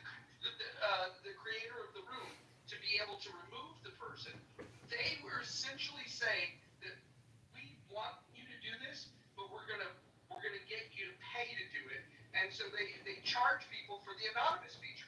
Now, I think that if you have a complaint about that, I wouldn't take that complaint to John. I would take that complaint to Paul and to Rohan. I think those are the people that you would want to complain about it to. But think about what you're complaining about. You're going to tell them, hey, you know that feature that you now have a few people paying $5 a month for? I think you should not offer that. And they're going to say, go pound sand. We're making, even though we're not getting rich, we're making a few bucks on it. They made that decision because they would like for somebody to stream it to a different platform, a more popular platform, so in the hopes that it would bring more traffic to this app. They made that decision. When that happened, my mindset had to shift. Why? Because I live in a world where there are things that I can't control. That is one of the things that I can't control. So in this universe of things that I can and cannot control, I'm going to worry about the things that I can control. I'm going to not worry about the things that I can't control. And so, knowing I can't control it, I have to then say, well, what exactly is he doing? Let me understand it better. Maybe we can find a way where it's mutually beneficial. And that's what I've done. And by the way, the thing that won me over more than anything was the fact that, forget about the dumb shit we talk about. I mean, yes, you get a crash out here and there that, I've never gone back to listen to a replay of my bullshit. Ever in my life have I done that. What I have gone and listened to are the things that are happening in Amir's room. And what's amazing about this is we live stream terror plots and sexual trafficking that happens live on the Clubhouse app.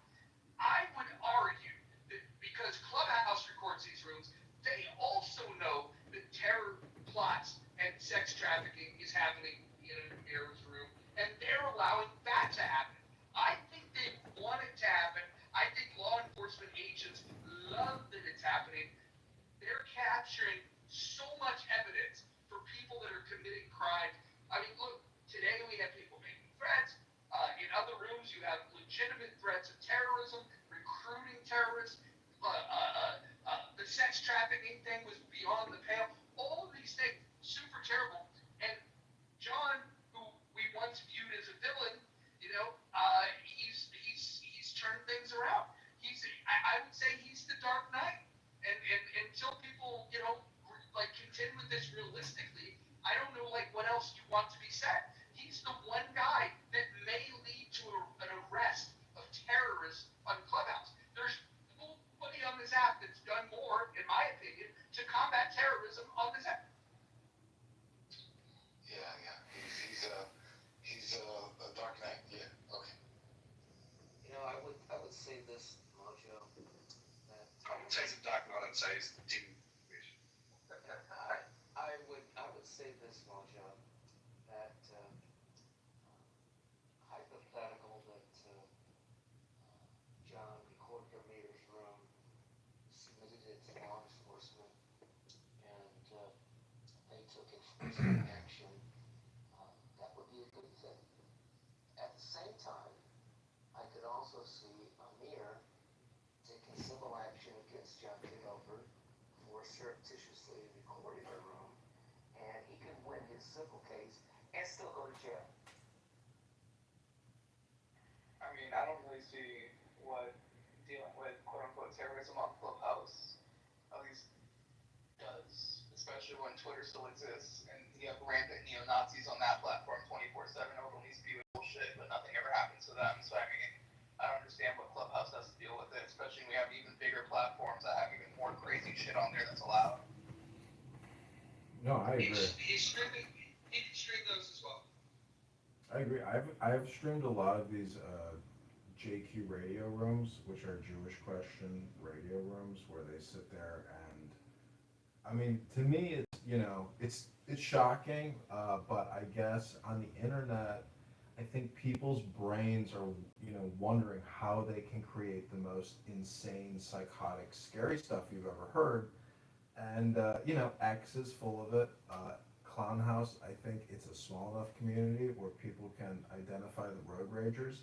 But even the road ragers don't do what they do on X. X is a different level of, insane, psychotic like just really annoying people who can't have conversations and they are extremely obnoxious and petty and childish like. So it's annoying to listen, annoying to interact, but I love roasting them and going in there and just yelling at a bunch of these people, and then they see that I'm running for Congress or they think I'm a congressman.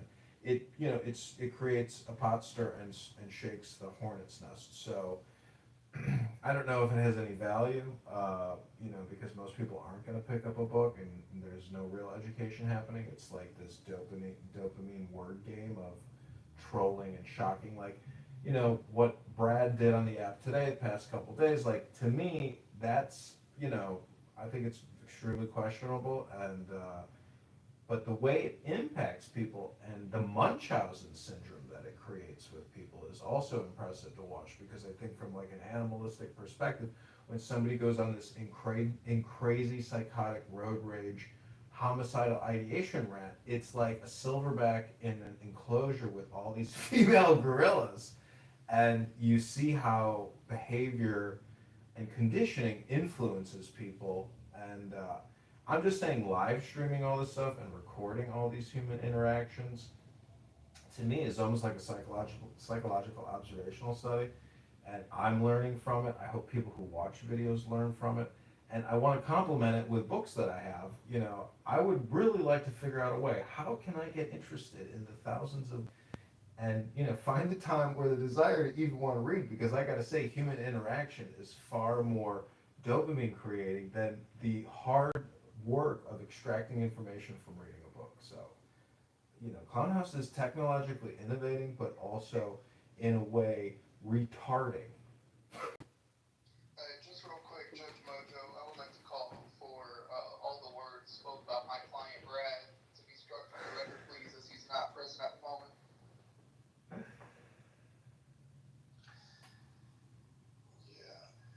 Yeah, John, the only thing is, if you contributing to the people out here, everybody would take it different, but it's self-serving what you're doing. That's what's turning roll off. To me, I'm more where Mojo is. It's like, yeah, no big deal. But it does not rub me that well. It's a self-serving thing, and it's not serving. Well, all I can say in my defense is, this is a very strange game that I'm personally playing. Okay, to live stream myself 24/7 with with 13 cameras in my face is a very weird prospect for me as a person who's doing this, because I'm really putting myself out there in a way which could be considered unprofessional. However, in my defense, I think being fully transparent, there will be some added benefit in the now, whatever that means. I think in a way I can do some type of a therapeutic service for people who come on here and do homicidal ideation, terrorism planning, and maybe even sex trafficking coordination. Maybe by putting a light on people or exposing people or threatening people with exposure will cause them to somehow question what they're doing and modify what they're doing. I don't know. It's a very complicated word. It's just gonna piss them off. That's all it's gonna do. Yeah, I'm gonna go back to Rowan's, thesis on surreptitious recording. It's a problem, and you've made it your problem. Well, people say that it's illicit recording. It's not illicit, it's explicit. And I try to be a gentleman, and I record a lot of profane people who do a lot of vulgarity, insane hate speech, racism. I mean, people like Pepe and other people who may cozy up to people, and now they're considered part of the clique because they talk to us. I have people saying really foul-mouthed stuff, to the point where if there was an index of what everybody has said throughout all my recordings, and you were to just hit the top 10, people would say, holy shit, because they have said things that are so vulgar, so profane, so obnoxious, that when you look at all the little snippets and you listen to what somebody's actually saying, you question their sanity, you question their motives, their intentions, their personality, their character. It's a lot of data on a lot of people. So that's why I say, if you come from a good place in your heart and you're communicating peace on this app, well then you know what? Maybe you're a good person and you're in the I think it's clear. really cute. I think it's really polarizing what you see from the person who chooses to be up without consent. It just sort of shows red flag. It just, you know, the shit factor is through the roof. It's not like I created some app or something. I'm just using YouTube to live stream myself, you know? It's just recordings. I don't know why it's a big deal. I'm actually really curious as to how you would just be able to psychoanalyze yourself, a person who spends literally years, not hours, but years, with, you know, multiple, like tens of mobile phones recording other people. Oh yeah, 50, 60 cell phones I have here in my home office, yeah. Yeah, I know. It's more than weird. It's disturbing. But how would you? I think I could call it. I could call it a form of OCD. I could call it If you OCD. look objectively, right? Look objectively at your behavior. How would you psychoanalyze yourself? Considering you're spending a lot of time invested in psychoanalyzing. That's asking too much, or at least not. No, it's all on video. It's all on. That's the beautiful part. If you want a great explanation, the best explanation is to watch the YouTube channels. Go to the YouTube channels for hours a day and just sit there and watch it, and that's the answer. Wow, I can't believe they recorded all this stuff. It's amazing. Holy cow. Who's crazier, the person recording the crazy people, or all the crazy people in the recordings? How would you psychoanalyze a person objectively who spends years of their life, right? Well, I can very easily look at it subjectively, not just objectively. John, I get it, but I get it. Just hang on, John, just chill out for a second. A person who sits in their room literally 24/7, is up and doing yoga and streaming himself whilst recording other people without consent on tens of devices. How would you psychoanalyze and profile that particular type of person? Go for John Maxwell.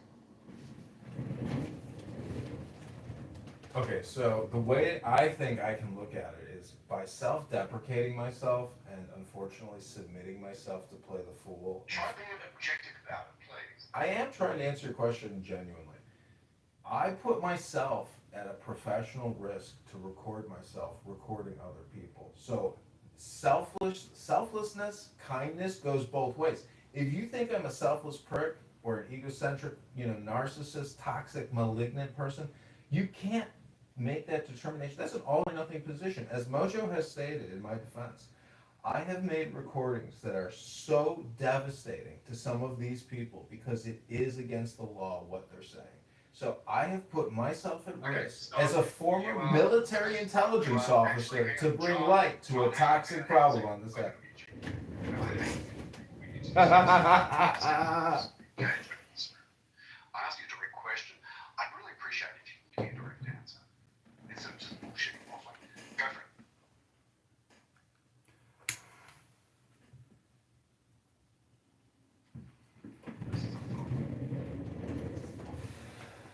Okay, why don't you just repeat the question again? Because if you're just going to mute me in the middle of a thought stream, you're not going to get the full thought. I don't know what to tell you. I'm helping you to continue on track, John. That's all I'm doing. I asked you a specific question. How would you psychoanalyze a person who spends literally years recording themselves in their underpants doing yoga, streaming other people without the consent? How would you psychoanalyze a person? Okay, so I can respond. That's the question. Okay. So I think there's two ways to look at this. If you look at the total body of work that I have submitted to the internet, aka YouTube and Instagram, it's 20,000 YouTube videos, 20,000 Instagram videos. In those videos, I have spent a lot of time doing subjective and objective uploading into YouTube. I've read a lot of books, and it's not just recordings of Clown House and people speaking here. There's a lot of creation and artwork that I've done in.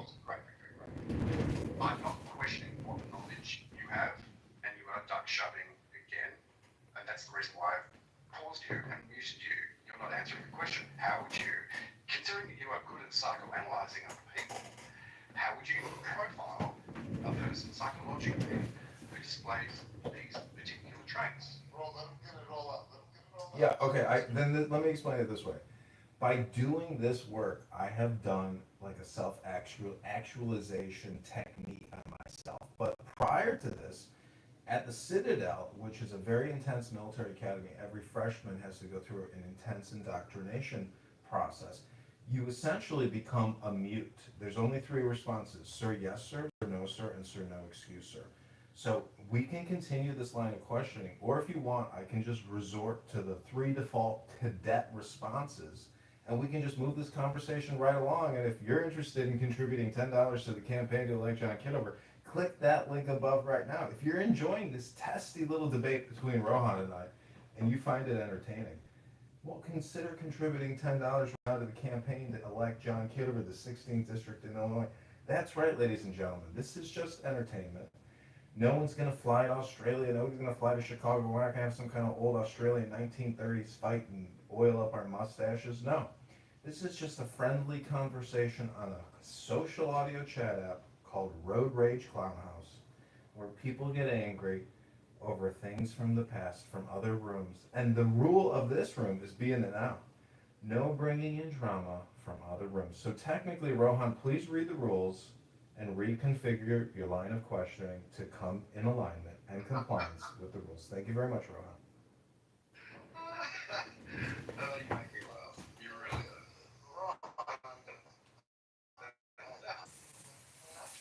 Sure that John understands the surreptitious nature of what he's doing and how that has a chilling effect on other people.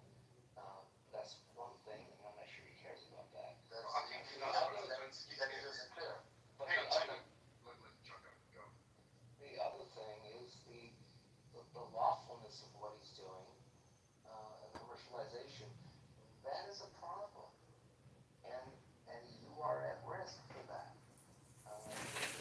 No matter who you are uncovering, the most vile people in the world, it doesn't matter, because in the same time you're ensnaring people who are just here to talk, and they don't want their stuff streamed, and they did not give you permission to do it, and that's a problem for you. No, in my defense, I would say I'm being social, I'm being political, and any kind of commercialization in the future on YouTube is in the future. But right now, there is no commercialization of the content that I film or create out of this app.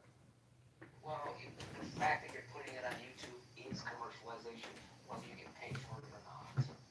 Yeah, but every time you go on a social app, you're putting at risk something like this could happen too. Sure you are. Doesn't mean you're not being violated. It doesn't mean you're giving permission for someone else to use your content that comes under copyright. Now, the key is consent. Is exactly what Joe is alluding to. It's one thing to consent to be able to have your information utilised by the company that you're utilising, for that matter, the terms and conditions, which may also include third-party companies as well. But that's perfectly fine. People are being streamed, recorded without their knowledge or consent. And commercialisation that John's talking about, he's already said in other rooms that if given the opportunity, he would plan to and does plan to be able to commercialise it if there is that opportunity that presents itself. There you go. Yeah, I did the work. It's called doing work. It's a job. You know how much work I've invested in recording people on this app? I gave up my whole life to start recording this app. It's my work. It's my creation. It's my monetization. It's called capitalism, you communist Australian traitor! Traitor! Terrible. Yeah, you might be doing what you call work, and the work that you are doing involves other people's ideas, thoughts, and their voice as well. That constitutes breach. Well, you're in the muff. There's always a little breach in the muff. You gotta have a breach in the muff. You need moisture, first of all. Then you can get a breach in the muff. If you get a breach in the muff and you find a way in and you go straight to the center, well, that's how you get compensated for your artistic endeavor. And you get a critic ultimately at the end. But nonetheless, a critic is... You break the rules when a moderator's speaking. That's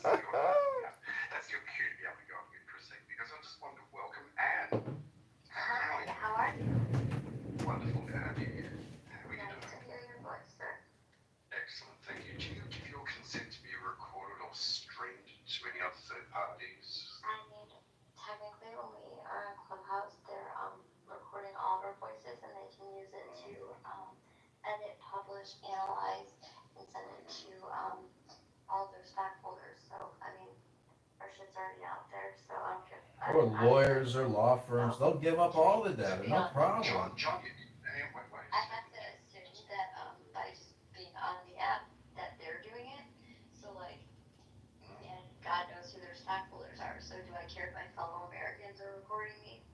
No.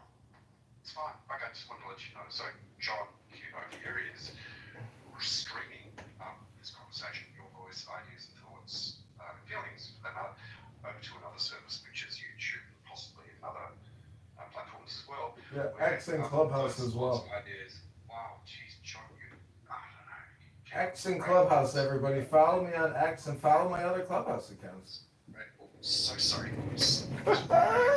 John, I'll bring you back up. Very funny. Very funny. That's very funny. I know he's great. He's great joke to laugh at. That's fantastic. So I just wanted to let you know, man, that's what's going on. Okay. Yeah, Mojo explained everything, and it's very simple, and he doesn't care, bro. I know. I'm trying to get him to see a blind spot. He does not care. Ooh, we're gonna have a debate. We got Darren LaHood on stage, or at least a representative. Oh, no, it's Dr. Adams. I'm just supporting Darren LaHood. I'm with the LaHood crew, so I'm definitely supporting Darren LaHood. Brad and I were actually, we were talking. We were thinking about going half on $1,000 a month apartment just to have an address out there to vote. Okay, just to vote for LaHood. Okay, because we believe in LaHood's vision. Okay, we believe that LaHood is good for the hood. I'm gonna restart this live. Hope you're enjoying it. That was pretty funny. Just because you given explicit consent to Clubhouse does not mean, and you have no expectation of privacy, does not mean somebody else can use your content any way they want.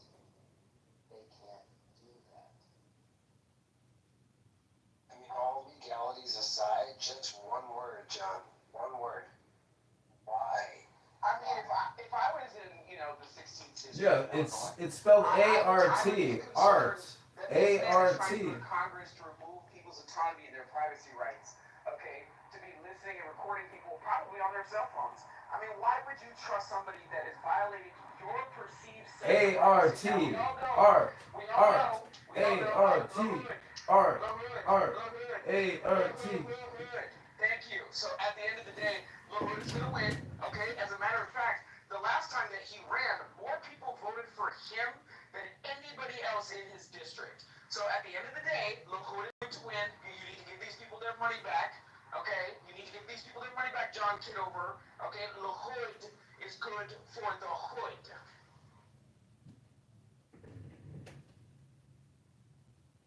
I just don't know how we expect to have privacy when we are on a public social audio app. We're not on a public, we're on a private social audio app. Hold on. Can I get a volunteer? Somebody volunteer. Anyone? Someone volunteer. Just say something. Okay, I'll volunteer. What can I do for you? Okay, Moose, can you read the room title? We are Out loud, please. we are being live streamed to YouTube. Do you consent? Now, wouldn't presence in this room after that disclosure suggest that you do consent? Okay, just to let everybody know, I've restarted the YouTube live streams, starting now.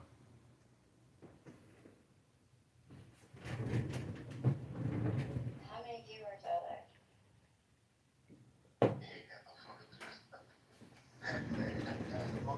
And that's another thing. It's not explicit consent. If you guys know that there's, like, if he has no viewers, like you guys just said, then why, like, do you know that they can use our voice on here? And they can use it for commercial use? So, like, all of our voices are recorded, and if they want to do anything that they want to them, so, like, 10 years from now, you may hear your voice saying things that you never fucking said, and that to me is, like, more of a concern. Well, given any concern to Wait, John Kitover. Let's just have an honest conversation about this. What is the real concern that you have about the streaming? Is it because somebody might listen to what it is that you said? There's more people in this room listening to what you're saying than there are on the YouTube channel listening to what you're saying. So, like, explain yourself. Like, what is your major challenge to this? I have one. Can I take a moment to express it? The archive is memorialized in a different way against the terms and conditions that we agreed to on this specific app. And Adams, I think there was somebody else who will say, do you want to take a part? Well, Adams almost partially stole my thunder. So I think what John's doing, I don't know if this is his intent, is building an inventory of unstructured data, which in video is sort of less threatening than it is in other formats, but probably 8 to 9 months from now, with advanced Blackwell and Rubin chipsets,